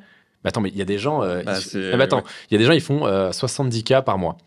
Tu leur réponds pas pendant 3 jours. Bah, t'as 6000 balles qui partent dans le vent, tu vois. Ouais, c'est grave. À peu près, tu vois, c'est calculé ou 5 c'est ce niveau d'impact pour les modèles, effectivement, là où toi, t'es méga réactif. Et sauf que le support, il va dire « Ah ouais, mais ça m'est déjà arrivé. Hein. Bon, je n'avais pas ton prénom, je t'aime beaucoup, donc je vais pas le dire. J'ai une modèle que j'apprécie énormément qui m'a dit ouais, mais là, moi, j'ai halluciné. Week-end dernier, gros bug, personne ne pouvait accéder à ma page. J'ai contacté le support. Elle a une réponse en 4 heures, en mode ah, mais là, c'est le week-end, on peut rien faire. Mais comment ça, c'est le week-end? C'est la partie de la semaine, du vendredi, enfin du jeudi au lundi. Il y a le plus de ventes, quoi. Il y a le plus de ventes, le soir et tout. Comment ça, t'es en week-end? Mais mec, je connais des modèles qui ont généré 1,2 million TTC sur Mime, tu vois. Elles doivent attendre 48 heures, 72 heures avant d'avoir une réponse. Ouais, mais ça, c'est le problème des grosses boîtes. Si elle a généré 1,2 million, ça veut dire que la plateforme a pris 250 000 sur sa tronche de CA. Donc, allez, plus de 100 canettes. La modèle t'a apporté plus de 100 canettes. Tu lui dis, ouais, mais là, week-end. Là, tu vois, c'est Pentecôte. Donc, pas chaud. Là, il y a le cassoulet avec la famille. Mais attends, mais ça va pas ou quoi? Ton équipe, elle est employée? Parce que ça, c'est le problème des grosses boîtes. Et en grossissant, tu risques de te le taper. En fait, non, mais ça, non. Parce qu'en fait, le problème des employés... oui, l'employé salarié a tout à fait le droit à ces jours de congé. Je suis pas Staline. Je suis pas non plus l'ultra-libéral qui veut que tu bosses tout le temps. Il y a un juste milieu. Évidemment, c'est normal que le salarié se dise c'est mon week-end, je suis pas payé, je bosse pas. Non, mais il faut des backups. Mais après, en gros, soit t'es Google c'est le taf de la plateforme. T'es staffé partout dans le monde. Et bien sûr, mais c'est le taf de la plateforme de payer 1 ou 2 freelances, surtout quand il y a une plateforme de cette taille, pour qu'il y ait un support 24/7, quoi. Enfin, mais la moindre des choses. Et encore, si nous on arrive à le faire avec un volume qui est très bas, puisqu'on met tout le monde en attente, histoire d'être prêt à vraiment tout défoncer, si nous on arrive avec un volume aussi bas à faire autant, mais c'est absolument honteux qu'une plateforme comme celle-ci ne fasse pas le 10e de ce qu'on fait, nous, petite plateforme qui a 2 mois. C'est aberrant. C'est aberrant. Okay. Et les modèles le savent. Ouais, les modèles t'aiment bien, j'ai l'impression. Bien sûr, mais attends, mais je les invite. Je suis respectueux avec elles. Je les apprécie vraiment bien. Je leur réponds vite. Quand je peux pas répondre, je mets 2 personnes pour leur répondre si elles ont un problème. C'est tout con, mais je les respecte, je les apprécie. Je les considère, c'est la moindre des choses, quoi. Quand tu as quelqu'un qui te rapporte du revenu récurrent, qui valorise ta boîte, la moindre des choses, mais c'est comme avec tes salariés, c'est normal de les respecter, d'être cool avec eux, quoi. Ouais. Je suis d'accord. Écoute, il faut prendre soin de ses clients. Je pense que c'est la chose la plus importante, quel que soit le business. Là, on est dans une industrie spécifique, mais c'est vrai pour toutes les industries en réalité. Je me demandais, est-ce que tu as des success stories en particulier, on va dire, ou que tu peux raconter, ou que tu aimes bien raconter sur des modèles, soit qui se sont lancés, on va dire, avec toi, soit qui ont fait la transition, on va dire, et qui ont... Mais j'en ai beaucoup. Le problème, c'est que je les connais pas toutes. Il y en a plein, par exemple. Non, mais une ou deux, tu vois, je sais pas, des modèles que tu connais et que tu as vraiment aidé, tu vois. Là, en tête, j'ai Heaven, avec qui j'ai fait une interview qui sort bientôt. Ok. Elle s'est lancée grâce à ma vidéo où j'interviewais un couple qui était sur Mime, qui était parents, qui était mariés, si je dis pas de conneries, ou du moins paxés, qui avait plus de la trentaine, etc. Elle a regardé cette vidéo, elle s'est lancée juste après. Aujourd'hui, elle fait 5 chiffres, quoi. 8 mois après. Et elle commence à avoir son personal branding, elle a son audience. Elle a quel âge? C'est pas une 27, 28, je crois. Ok. Mais t'en as énormément. Déjà, ceux que j'ai affiliés, quoi. C'est-à-dire que si je touche 5K par mois, c'est-à-dire qu'il y a 120K qui sont générés derrière, quoi. Et pareil, tu as aussi ce que tu as généré à double ricochet, c'est-à-dire, moi, j'ai formé énormément d'agences qui ont aussi affilié, ambassadé, enfin, parrainé plutôt, recruté, lancé plein de modèles, plein d'autres agences. Donc, en fait, j'ai eu un impact énorme dans cette niche en France. J'étais le premier à faire des vidéos dessus, j'étais le premier à faire des reels, j'étais le premier à faire une formation dessus. Ouais, bah t'avais un boulevard, ouais, comme on disait, je comprends, ok. Et donc du coup, il y a une notion de vitesse qui est extrêmement importante, les gens sont en mode j'ai le temps, mais t'as absolument pas le temps, mec. T'as le temps de quoi? On est dans une économie de l'attention qui est énorme, t'as quand même les taux qui se resserrent à mort en France. Chaque jour de plus, chaque jour qui passe, pardon, on est de plus en plus taxé, on est de plus en plus restreint, de plus en plus réglementé, c'est de plus en plus concurrentiel, saturé, t'as pas le temps. En fait, c'est comme les mecs en 2019 qui disaient ouais, non mais dropshipping je le lance dans 1 an après la fin de mon BTS parce que là c'est... Il fait quoi lui aujourd'hui? Rien. Comme le mec au début de l'OFM, il fait ouais là je finis mes études et puis après ouais bah t'as perdu 1 an et demi, là t'es pas assez bon. C'est le sentiment d'urgence. T'es pas capable de foutre un cas sur la table pour te lancer. Ouais, moi ça me rend fou les gens qui font ah ouais c'est 1K la format. Ah ouais. Mais mec, mais ça va pas quoi. Une école de com c'est 40K. Tu peux lancer ton business. Pareil, des fois ils me disent il y a des coûts à investir. Ah oui, si tu vas acheter un contrat, il y a 200, 300. Il y a des coûts en logiciel, un peu de staff, prévois au moins 500 €, quoi. Ah ouais, 500 balles. Mais mec, mais ça va pas. Mais et moi, je pense toujours cet exemple. C'est mon grand-père qui a dirigé une boîte avec des centaines de salariés où mais il y a des emprunts énormes, il y a des coûts de fou furieux, des usines. Et toi, tu te plains parce que tu dois mettre 1 500 pour lancer un business qui peut te permettre de faire 10K par mois dans 6 mois. Ces gens-là, c'est pas tes clients. Ils vont te faire foutre, tu vois. C'est insupportable. Gratos. C'est vrai que c'est pas tes clients, ces gens-là, en fait. Donc, enfin, je veux dire, c'est juste toi, ça te fait perdre du temps et eux, ça leur en fait perdre aussi. Mais c'est pas la cible, quoi. Ouais, mais PNJ, quoi. Je comprends. Est-ce que ton entourage, je suis chaud qu'on parle un peu de ton entourage. Comment est-ce que ton entourage, que ce soit parents, je sais pas si t'as une copine, mais enfin voilà, je veux dire en gros, ton entourage de manière générale, même amis et tout, tu vois, vu que ça s'est fait en plus à partir du lycée, donc voilà, comment t'es passé, on va dire, d'une sphère, on va dire, un peu conventionnelle, classique, à maintenant, et comment ça a impacté ton entourage? Bah, du côté de mes amis, ça a absolument jamais posé problème. C'est même plus stylé qu'autre chose, entre guillemets, tu vois. Que ce soit mes amis d'enfance, entre guillemets, du lycée, eux, ça a jamais rien changé. Je pourrais devenir multimilliardaire demain ou finir SDF, on serait toujours exactement pareil. Ce qui a un socle énorme. C'est absolument génialissime. Trop bien. J'ai énormément de chance sur le plan amical dans ma vie. Et mes potes entrepreneurs, bah, changent rien, quoi. C'est un business. Peut-être qu'ils le feraient pas, mais ils respectent the hustle, tu vois. Ils sont bah ouais, c'est stylé. En plus, ils ont cette mentalité comme moi de je respecte tant que tu fais un truc à fond, que tu le fais bien, que tu es bon dedans. Donc c'est légal, etc. Tu vois. Moi, voilà, ce que je fais, encore une fois, c'est légal, ça marche bien, ils sont en mode bien joué. Et ta famille? La famille, plus complexe, parce que forcément, t'as l'âge déjà. Par exemple, mon frère, il trouve ça super stylé, tu vois. Un grand frère ou petit frère? Il a 17 piges, donc petit frère. C'est super stylé, tu vois. Des fois, t'as des gens qui viennent le voir en mode c'est toi le frère de Van. Tu vois, c'est rigolo. Il trouve ça très stylé. Et d'ailleurs, il s'est mis à Vinted et tout, là. Il a lancé son business Vinted et tout. On a calculé combien il allait faire. Il va prendre 600 balles ce mois-ci. Trop bien, trop marrant, ok. 17 piges. Et puis lui, qui il y a 1 an, me disait non, je vais pas être entrepreneur.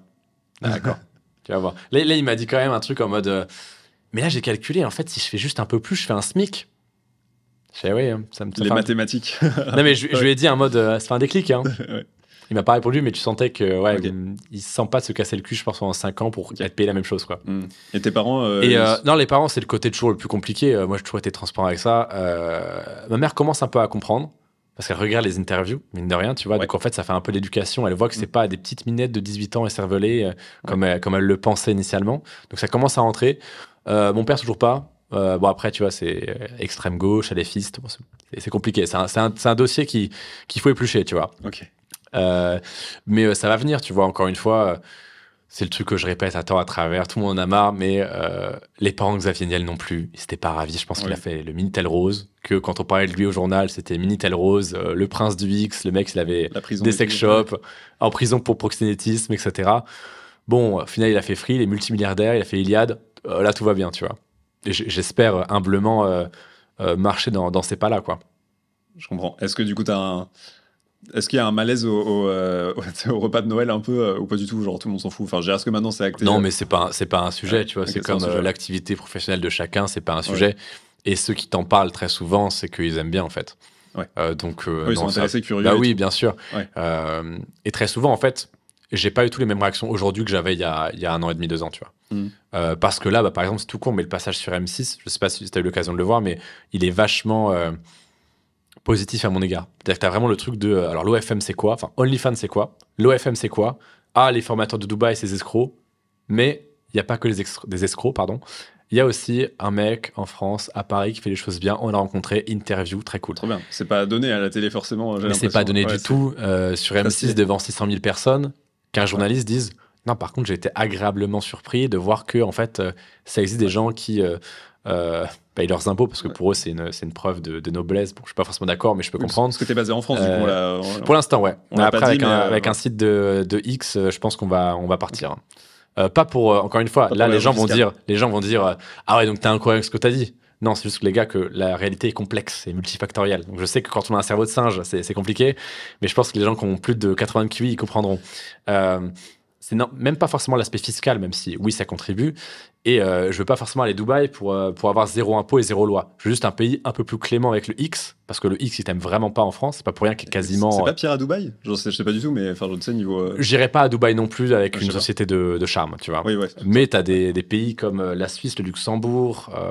T'as beaucoup de pays qui, je pense, ça a étudié. Et là, justement, tu vois, juste avant, je suis venu avec ma valise et tout. Je t'ai dit, j'étais avec un cabinet d'avocats. Vraie histoire. Il est arrivé au studio avec sa valise en mode. On en a parlé justement. Je suis allé voir un cabinet d'avocats justement pour voir ce qui était possible de faire. Je paierais toujours ma TVA. Je serais toujours OK avec l'État français. Mais je pense qu'il y a toujours une meilleure alternative que la France. Ça ne veut pas dire que tout ce que j'ai dit jusque-là, je ne le pense plus et que je m'étais trompé. Il faut grandir un peu, les gars.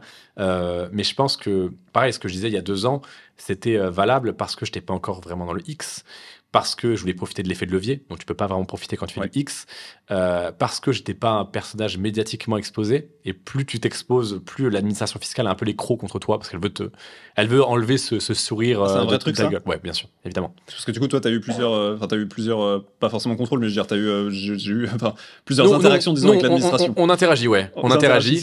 Pour l'instant, je m'en sors plus que bien parce que j'ai fait le choix en fait en 2020 de me dire vas-y, je vais être carré, quitte à ce que ça me coûte plus, quitte à des fois me dire putain là je paye beaucoup. Ça paye aujourd'hui, je suis très content. Mais c'est vrai que j'ai pas envie, même si ces emmerdes se passent bien, parce qu'encore une fois j'ai fait bien les choses, j'ai pas envie de les avoir toute ma vie parce que c'est quand ça me gavait, tu vois. Okay. Oui, je suis le seul qui est resté en France de mon domaine. Sauf qu'en fait, de ça, j'attendais peut-être naïvement qu'ils disent ah, lui, il reste quand même, il fait l'effort, ok. Et en fait, ils le voient pas comme ça. Ils sont plus en mode oh, lui, il est resté, il va prendre pour tous les autres. Et c'est dommage. C'est dommage. Après, je suis content d'être resté. Tu vois, par exemple, c'est ce que je dis. Hein. Moi, oui, ça me fait chier d'avoir payé autant d'impôts en France. Jusque-là, c'était pour l'effet de levier. Là, je me rends compte qu'avec le X, c'est un choix de carrière, hein, je pourrais pas en profiter. Mais au moins, je peux partir l'esprit complètement tranquille de me dire, j'ai versé 500 000 à la France. Personne pourra jamais me regarder droit dans les yeux en mode, t'as bien profité, t'es parti. Non, j'ai contribué 25 fois plus que tu le feras en toute ta vie. Très largement. Donc, tes jugements de morale, tu te les gardes. Donc, moi, je me sens bien avec moi-même. Personne ne pourra rien me dire. Et je vais peut-être, effectivement, m'expatrier. Dans les règles de l'art, hein, évidemment, en faisant tout bien, accompagné par un cabinet d'avocats spécialisé. Voilà. Au cas où vous passez ici, chers amis de la DGFIP. Mais voilà, j'aurais payé ce que je considère devoir. Je partirai l'esprit tranquille. T'es en réflexion, quoi. Il n'y a pas d'urgence non plus. Je pourrais exploser, surtout sans me dire on va me prendre 70%. Quoi. Et tu sais pas, du coup, tes modèles, la plupart de tes modèles, est-ce qu'elles sont pour la plupart basées en France ? J'imagine que la plupart n'ont pas forcément ouvert leur société déjà. La plupart, en fait, sont en auto-entreprise en France. Auto-entreprise, ouais. Et puis après, c'est un truc qu'on veut proposer. Nous, en fait, on veut aller beaucoup plus loin qu'une simple plateforme. Moi, je pense que tout ce qui est simple service tend à disparaître. La formation basique, vidéo, elle va disparaître. La plateforme basique qui te prend une commission aberrante, elle va disparaître. Moi, je pense et je crois beaucoup en la notion d'écosystème où on te prend de A, on t'emmène jusqu'à Z et on te lâche pas. Ouais. Donc, par exemple, on t'apprend à te lancer via une formation, on te donne des outils, etc. On te conseille, on t'amène sur Reveal, on peut te mettre en relation avec les bonnes personnes si tu en as besoin. Si tu as des problèmes de leak, on peut te mettre en relation avec un avocat. Si tu as des problèmes d'optimisation fiscale, on peut voir aussi avec toi. Si tu as des problèmes de bancarisation, là par exemple, j'ai eu un rendez-vous téléphonique juste avant de venir ici avec une banque qui serait chaud de nous accompagner, mais là c'est un projet énorme. Là je tease un petit peu, j'en dirai pas plus, mais C'est-à-dire qu'on a un énorme problème aujourd'hui avec la bancarisation des revenus Mime, OnlyFans, Reveal, tout ce qui est lié au charme. Et donc là, on a une plateforme bancaire qui sera en mode, nous, ça ne me dérange pas en fait. Et on aimerait beaucoup bosser avec vous. Mais imagine l'argent que je peux leur rapporter si on amène toutes les agences, tous les modèles. Bien sûr, ouais. Enfin, t'as un effet, ouais. Et donc le but, c'est vraiment de les accompagner dans tout ça. Même à les aider à survivre, parce que c'est une économie très dure quand même, au sens où il y a beaucoup de concurrence, et ça s'accentue au fur et à mesure du temps. À devenir des personnages publics, à apparaître dans des émissions, que ce soit les miennes, d'autres, à devenir grand public. Oui, bien sûr. Et c'est ça, en fait, ce qu'on va faire avec Reveal. Donc, c'est à faire des événements avec elles. Enfin, devenir... Moi, les modèles, je leur parle pas uniquement pour le profit, c'est que je les aime bien. C'est des femmes qui sont très gentilles, quoi. Et donc, le but, c'est de vraiment créer un écosystème qui s'auto-nourrit, qui est sain. C'est rare dans cet écosystème d'avoir un écosystème sain, où tu n'as pas des gens chelous qui soit vont essayer d'avoir plus que du pro avec toi, soit qui vont essayer de te la mettre à l'envers. Et juste, en fait, de pas être un enculé, ça paye beaucoup. Ça, c'est une leçon élémentaire dans tout. C'est pas scam, pas grid et respecter les gens. Bizarrement, alors sur le court terme, tu fais moins, mais sur le long terme, tu gagnes beaucoup plus. C'est l'effet one-shot. Enfin, c'est ça, tu peux faire plus en arnaquant un peu les gens globalement, mais ça se retourne contre toi à moyen long terme, quoi. Je comprends. Et côté modèle, ouais, justement, c'est quoi les problématiques principales là, je suis intéressé, c'est vraiment d'un point de vue problématique client, presque, tu vois, en fait, c'est quoi les problèmes qui te remontent aux oreilles, on va dire, le plus souvent du côté des modèles? Est-ce que c'est un problème de est-ce que c'est juste je veux faire plus de ventes et j'y arrive pas? Ou est-ce que c'est la pression, peut-être, le jugement extérieur? Ou est-ce qu'au contraire, je te les ai cités dans le parcours, c'est-à-dire le côté un peu solitude, le côté je sais pas quoi faire après en termes de viralité pour devenir plus qu'une modèle parmi tant d'autres sur Insta, tu vois, genre apparaître dans des vidéos YouTube, etc. Problème de leak, problème d'optimisation fiscale, problème de partenaires, agences, chatteurs, etc. Et problème de plateforme. Et nous, notre but, c'est vraiment de venir, limite, c'est de faire une liste de qu'est-ce qui va pas. Et on dit, écoute, il y a ça qui va pas, ça qui va pas, ça qui va pas, on résout tout. Les leaks, tu peux pas les empêcher. Si. Je sais plus où j'avais entendu ou vu, peut-être sur une de tes interviews, mais une modèle qui disait que les leaks, en fait, elle était contente quand elle envoyait parce qu'elle se disait qu'elle avait percé. Enfin, elle allait sur des forums, elle se voyait à côté de modèles ou de stars de ouf aux US et tout. Elle se disait, moi, je suis à côté. En fait, c'est toujours très délicat de savoir si un leak te sert ou te dessert, parce qu'un leak qui explose, c'est pas plaisir, ça fait jamais plaisir. Mais en fait, ça te fait aussi une promo de fou.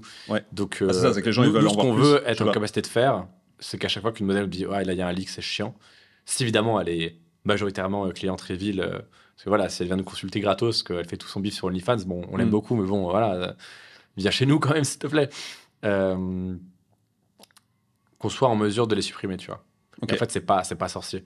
Tu peux les faire désindexer, tu peux DMCA, donc un takedown avec contenu de droit d'auteur.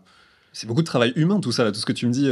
En fait, l'écosystème que tu me décris, il est méga vendeur, effectivement, sur le papier comme tu le vends, et tu as déjà réussi en partie à le mettre en place, etc. Mais c'est comment tu grossis ça, en fait? C'est où que tu veux aller? Est-ce que ta vision, c'est fournir le meilleur service possible? J'ai l'impression que c'est ça, de tout ce que tu m'expliques, à tes modèles, effectivement, ou est-ce que c'est en avoir le plus possible? Dans quel ordre tu veux le faire? Qu'est-ce que tu priorises entre onboarder plus de modèles? Tu as une liste d'attente, tu m'as dit. Donc, en fait, je pense que tu as déjà je prends que des modèles que je connais, en fait. Okay. On accepte, ça veut dire quoi que tu connais, on accepte relativement toutes celles qui ont l'air sérieuses, qui sont motivées, etc. Mais actuellement, on concentre tous nos efforts sur les modèles qui font un peu de chiffres, qui nous montrent qu'elles sont motivées. Et elles, on leur répond en 2 heures, tu vois. Par exemple, il y a une agence qui a eu un problème hier soir. J'ai passé 1h30 tout seul à essayer de comprendre pourquoi ça marchait pas, à fouiller partout, à lui répondre. Alors que je suis le founder, tu vois, il y en a plein qui disent non, je suis le founder, c'est pas mon travail. Si, en fait, là, tes premiers utilisateurs, tu vas aller chercher pas le slip s'il faut, tu vois. Non, mais c'est vrai. Mais c'est ça, quoi. C'est que mes premiers modèles, je leur dis, OK, qu'est-ce qui te retient? Pourquoi? Tac, OK, c'est ça qui te retient? Bon, on va faire en sorte que ça n'existe plus. OK, on peut te proposer ça. Et tu vas les chercher, tu les DM, et tu les recontactes, et tu les refollow-up, Et en fait, il faut pas avoir d'ego. Parce que c'est le danger quand tu as eu un business qui a très bien marché, en plus où tu avais relativement une distance. Tu vois, moi, c'était un catalogue de produits, et vous achetez, je vous parle pas. Et si vous voulez parler, il y a le support client. On passe d'un business très distant à un business où je ne te lâche pas. Mais c'est aussi ce dont elles ont besoin et ce qu'elles veulent. Tu vois, elles sont très solitaires. Elles sont très malmenées partout, dans les commentaires, par les agences partenaires qui ne sont pas toutes folles. Et en fait, avoir une personne ou deux, ou du moins une plateforme qui les considère, qui les aide, qui les accompagne, c'est toute la diff. Donc, on gère un peu au jour le jour. On fait en sorte que ce soit scalable dans les process de vérification d'identité, d'onboarding et tout. mais on prendra autant d'humains qu'il faut pour accompagner, etc. Parce qu'encore une fois, moi, je veux pas tirer de fric de ça pour l'instant. Je vais pas te dire que c'est parce que je veux à terme, hein, c'est pas vrai. Évidemment que je fais ça pour l'argent et je m'en cache pas. Mais mieux vaut ça que des mecs qui les font pour d'autres raisons bizarres, tu vois. Oui. Mais moi, je suis tout à fait à l'aise durant les 2-3 premières années de réinvestir tout en humain, en process, en dev, etc. En pub, en marketing. En contenu. Ouais. En contenu, ouais, de fou. Mais notre marketing ne nous coûte rien. On doit avoir un budget marketing de 7-8 000 au total. Par mois? Oui, mais on va dire, c'est... Et c'est quoi? C'est de l'acquisition de modèles ou c'est de l'acquisition de clients finaux? Je te parle de tout. Okay. Vidéo, contenu, tournage. Ok. 8-9 000, ouais. Ouais, t'inclus le contenu dans le marketing. Ça fait 100K par an. C'est quoi 100K par an de budget publicitaire pour une boîte? Mais c'est que dalle. Ouais. C'est rien. Ok. Et en plus, c'est un marketing qu'on maîtrise parfaitement avec nos invités, où c'est moi qui dis exactement ce que je veux, où on garde les passages qu'on veut. Ah, attention, les interviews, on truque rien, etc. Mais tu vois, on poste les reels qu'on veut, quand on veut, avec la modèle qu'on veut. Donc, on a un contrôle énorme, un impact énorme, un reach énorme pour 100K par an. C'est très OK. Hein. Je comprends, ok. Comment tu les trouves, tes nouvelles modèles, on va dire, que ce soit pour Reveal aujourd'hui ou tes interviews, etc. Est-ce que du coup, tu as un réseau aujourd'hui qui est tellement gros qu'en fait, c'est même pas un effort ou est-ce Non, que, là, c'est plus un effort. Ok. C'est-à-dire que globalement, en un DM, j'ai à peu près tout le monde. Ok, et parce que ça, c'est un... C'est un hack énorme. Quiconque a eu une copine qui a Instagram dans sa vie, c'est que toutes les meufs aujourd'hui sur Insta se font DM tous les 3 jours approximativement par un Jean-Michel OnlyFans qui lui demande de se lancer, tu vois. Non, mais bien sûr. Mais là, le compte, il a plus de 200 000 abonnés, il est certifié. La photo de profil ressort. Elles m'ont vu, c'est tout con, mais elles vont sur mon profil, elles voient une street cred, en gros, followed by, elles voient 10 de leurs copines modèles. Elles font, ah ouais. Et après, elles voient les interviews, c'est super rassurant. Ok, oui, du coup, t'as pas ce problème-là. Et pareil, en fait, c'est tout con, mais encore une fois, le bouche à oreille, c'est un petit milieu. Si t'es un connard, ça se fait vite. Sauf que moi, j'envoie la vidéo à la modèle avant de la sortir. Les reels, je les cross-post. Donc ça fait masse de pub aussi. Tu dis, moi, j'envoie, mais c'est toi qui gères ça encore Non. Moi, j'envoie. La preview, si. Parce qu'en fait, c'est moi qui ai leur numéro WhatsApp, donc très souvent, c'est moi. Ok. Mais pareil, encore une fois, moi, ça me dérange pas parce que ça me dérange pas dans l'optique où c'est un échange. C'est-à-dire qu'elles sont sur Reveal, elles me rapportent du revenu récurrent. C'est normal que j'ai une attention récurrente envers elles. Mais t'as pas une team qui fait ça? Si. Parce que c'est impossible à gérer. Non, mais c'est de l'envoi. Hein. C'est-à-dire que la vidéo YouTube, on en sort 2 par semaine. Je peux envoyer 2 liens par semaine. Ah, ok, pardon. Mais mais je croyais que j'avais pas compris que tu parlais de YouTube. J'étais sur un truc. Je croyais que tu en parlais de la partie chatting, on va dire, sur leur contenu à elles. Non, et genre qu'avant d'envoyer des contenus personnalisés, je me disais. C'est leur chatter. Oui, je me disais. Si elles en ont. Si elles en ont, ok. J'ai compris. Ouais, pardon, j'étais à côté là. Ok, donc du coup maintenant avec cette street cred là, on va dire que t'as, c'est plus une problématique, on va dire, tu DM une nouvelle modèle. C'est vraiment plus une problématique. Et enfin, heureusement aussi, j'ai envie de te dire, après tous les formis pendant 2 ans. Je comprends.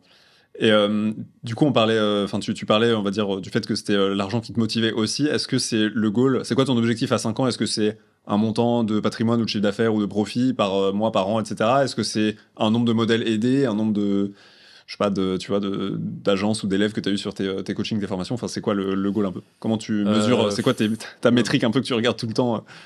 Je sais pas, moi je cherche juste à augmenter, à faire un peu meilleur qu'hier. Je sais que ça fait très Usain Bolt là, mais c'est vraiment juste en mode. C'est un SaaS, c'est en position dans une industrie de quasi monopole. En tout cas d'oligarchie monopolistique. C'est très dur d'estimer en fait, parce que tu vois, Mime, ils sont passés de quasiment rien valoir en 3 ans à être une licorne. Ouais. Je prétends pas qu'on soit une licorne, mais je pense qu'on peut facilement, tu vois, il y a quelques années, même il y a 1 an, je disais 10 millions. Mais attends, valorisation de logiciels, B2B2C, dans une industrie comme ça, avec son propre média, et les 10 millions, on va les avoir demain. Hein. Enfin, j'abuse. T'as des investisseurs aujourd'hui? Enfin, t'as déjà eu des tours, des valos et tout? T'es full bootstrap pour l'instant? Full bootstrap. Okay. Et là, demain, si j'accepte des investisseurs, c'est Xavier Niel ou Tim Stockley d'OnlyFans. Sinon, je ne veux pas de votre argent. Je garde mes parts. En fait, on a fait le plus dur. Donc là, limite, même si j'investis beaucoup plus et que ça fait mal au cul, je préfère être plus stratégique dans mes dépenses, réinvestir quasiment tout, plutôt que de me séparer de parts. À part si on me fait évidemment une proposition super généreuse où je me dis... ok, là, ça peut être game changer parce qu'on prend en vitesse à mort. Ouais. Genre, c'est 6 chiffres au moins, et pour pas plus de 10%, quoi. Et pas 1 ou 2, tu vois. Ok. Genre, faut vraiment que tu mettes le paquet pour que je dise oui. Ok. Ah, c'est bien, c'est que t'es à l'aise dans tes baskets. Comme on dit, là, c'est que t'es sur un boulevard, que tu déroules. Non, et puis après, j'ai pas envie que... Moi, j'ai ma vision, je sais qu'elle est bonne. c'est peut-être de l'ego déplacé, mais en fait, peut-être que ça a marché parce que je me suis persuadé que ça marcherait aussi, tu vois. Oui, bah non, mais de toute façon, si tu crois pas en ce que tu fais, c'est ça. Moi, je suis persuadé que j'ai raison. Moi, je suis persuadé qu'il y a un trou de marché énorme que personne ne veut remplir parce que c'est très dur. Et parce que personne n'a envie de le faire, visiblement. Parce que personne c'est de la pression et tout. Parce qu'en fait, voilà, vu que toi, tu t'en fous un peu, tu vois. Et moi, j'ai une résistance au stress qui est formidable. C'est-à-dire que, moi, quand tu tapes mon nom, prénom sur Google, il y a Le Monde qui sort avec ePimp, ces entrepreneurs s'improvisent manager OnlyFans, tu vois. ePimp, c'est Proxen Digital, en gros, la traduction. Donc, non, j'en ai vu d'autres. J'ai déjà eu des altercations avec notre chère mère fiscalité. Très peu de choses me font peur, en fait, parce que tu te rends compte que c'est Oussama qui disait ça, j'aime beaucoup. Il disait dans un podcast, quand j'ai eu la vingtaine, en gros, je me suis brouillé avec mes associés, ils m'ont attaqué en justice, j'ai vu le monde s'écrouler, et au bout d'un an, j'ai fait, c'est tout. Et en fait, tu te rends compte qu'il y a peu de choses graves, quoi. Ça reste des querelles administratives. Pareil, quand tu as un contrôle fiscal, c'est l'argent. C'est lapsus. La DGFiP qui vient de dire, on veut plus d'argent. C'est un débat entre deux entités légales. C'est rien de plus. Et les gens ont peur du contrôle fiscal, ils ont peur d'un article sur eux, d'un mauvais commentaire. Calmez-vous, les gars. Hein. C'est de l'entrepreneuriat, c'est un jeu vidéo dans la vraie vie. Hein. Faut pas stresser, tu vois. C'est mieux de le prendre comme ça et c'est mieux aussi de croire effectivement en son projet pour le mener à bien. Là, tu crois dur comme fer. Enfin, et comme puis même, moi, je sais pertinemment que les galères d'aujourd'hui, ce sera tes nostalgies de demain, tu vois. Je détestais à l'époque les galères que j'avais quand je commençais Fortune Media 2019-2020. Et maintenant, c'est mignon, quoi. Genre, et 2022, je te vois, putain, c'était quand même la bonne époque, tu vois. C'était la belle vie. Alors que non, peut-être pas forcément, tu vois. Mais je sais que je regretterais cette période au bout d'un moment parce que, alors pas comme les gens pensent, en mode il va regretter. Non, juste je me dirais, c'était bien quand on galérait un peu avec Reveal, tu vois. Parce que ça marche trop vite, je fais quoi moi après, tu vois, moi je pensais plus dans le sens où plus tu grossis, plus t'as des galères qui grossissent en proportion. Ah non, moi c'est plus nostalgie de. À l'époque t'avais des galères. J'aime bien. Ah là t'estimes avoir moins de galères qu'avant. Ouais, quand même, ouais. En fait, c'est des galères différentes. Là, c'est plus des gros montants, des décisions, etc. Mais t'es quand même toujours très nostalgique de ta première vente, des moments où tu galérais, etc. Parce qu'en fait, tout était bien plus beau alors que t'avais beaucoup moins. C'est assez paradoxal, mais je vais pas faire le nez-que-feu, tu vois. Mais c'est un peu l'idée. C'est-à-dire que des fois, je me surprends à me dire, putain, quand j'étais au lycée, que je montais en business, mais j'ai détesté cette période, ça pue la merde. Mais je sais pas, avec le recul, je me dis, mais c'est un peu, J'essaie de tout prendre avec légèreté parce qu'en fait. Du coup, tu profites du moment actuel. Non, je profite pas. tu profites pas là. Non, je meurs tout autant. Ok. Mais. Donc tu te dis pas, le fait d'être nostalgique un peu, ça te fait pas mieux apprécier le moment présent. En fait, moi, ma peur intrinsèque, c'est l'ennui. Ok. Donc si tu veux, moi, du moment où je m'ennuie pas, ça va. Je préfère que le ciel me tombe sur la tête 6 fois plutôt que de me dire, là, je me fais chier là. Ok. Je me lève et je suis toujours en retard. Je suis toujours en retard dans tout. Là, j'ai 6000 trucs à faire. Mais c'est chiant. Comment tu. Ouais, mais pas forcément. T'aimes bien ça, quoi. T'aimes bien être en retard tout le temps. Okay. Non, mais pas être en retard tout le temps, mais je veux dire. Je te dirais pas que. Avoir une to-do derrière laquelle tu pas forcément que dans 20 ans, je voudrais avoir pareil. Oui. Là, j'aime bien être dans le flow, tu vois, genre. Pareil, je suis venu en retard, c'était la galère, cabinet d'avocat, j'ai eu l'appel entre les deux, je suis arrivé un peu en retard, tac, on commence direct, bim. Juste après, je dois aller me changer, bam, date. Après, soirée, j'ai une release party d'un artiste. Voilà, ça va vite, on avance, tu vois. Trop bien. C'est en mode, si tu contrôles tout, c'est que t'avances pas assez vite. Évidemment, faut un peu de vitesse, tu vois. Ah ouais. C'est Tate qui disait speed defies gravity, tu vois. En mode l'avion vole, c'est parce qu'il va trop vite pour que la gravité le fasse tomber. C'est un peu la même chose en entrepreneuriat, tu vois. Ceux qui se ralentissent parce que c'est bon, chill, on a déjà une bonne position. Mais mec, demain, tu vas avoir un acteur qui va arriver, qui va te fourrer le fion. Ça va te faire tout drôle, tu vois. Il va arriver par derrière, tu vas pas l'avoir vu venir, pardon. Ça va te faire tout drôle parce qu'en fait, tu vas te faire éjecter en un temps record. Il y en a plein qui pensent être intouchables parce que ils ont fait un peu d'argent en infoproduits. Il y en a plein que tu voyais il y a encore 2-3 ans avec NFT, crypto, e-com, ils se sont blindés. Aujourd'hui, tu ne les vois plus. Oui, ils sont. Qu'est-ce qu'ils font d'ailleurs, tu sais? Non, ils doivent faire un bar à cocktail à Pattaya ou à Phuket, tu vois, avec des sièges en bambou peut-être. Mais non, mais les gars, ils ont disparu. Alors j'espère qu'ils ont mis un peu de côté, mais moi j'ai vu des gars retourner au salariat, tu vois, un truc très très violent. Ah, vraiment pour de vrai? Oui. Ok. Ah ouais, c'est dur ça. Et des mecs qui étaient en mode entrepreneur, mindset, hustle. Ok. Ah merde. Et qui sont pas allés chez Leclerc, mais tu vois. Ok. J'ai le cas classique, ça c'était un mec en plus qui venait de ma ville natale, qui était venu à mon séminaire, qui avait trouvé une modèle grâce aux méthodes de la formation, qui m'a fait un joli témoignage, machin. Le mec était parti, je me suis dit, putain, en plus j'ai aidé un mec de ma ville, c'est une petite ville, 40 000 habitants, je me dis, c'est cool, tu vois, petite petite réussite personnelle. Ça me faisait plus plaisir que les autres. Parce que sentiment tribal un petit peu primaire, je l'avoue, mais voilà. Il fait des jolis chiffres, il sort des 3-4K nets par mois, tu vois, de commission, après impôt. Je dis, ouais, mec, bah, là, tu scales avec cette modèle et puis t'es bon, quoi. Enfin, tu vas monter jusqu'à 6-7K de commission, t'investis un peu, t'agrandis, tu recrutes, enfin, t'es bien parti, quoi, continue. Ouais.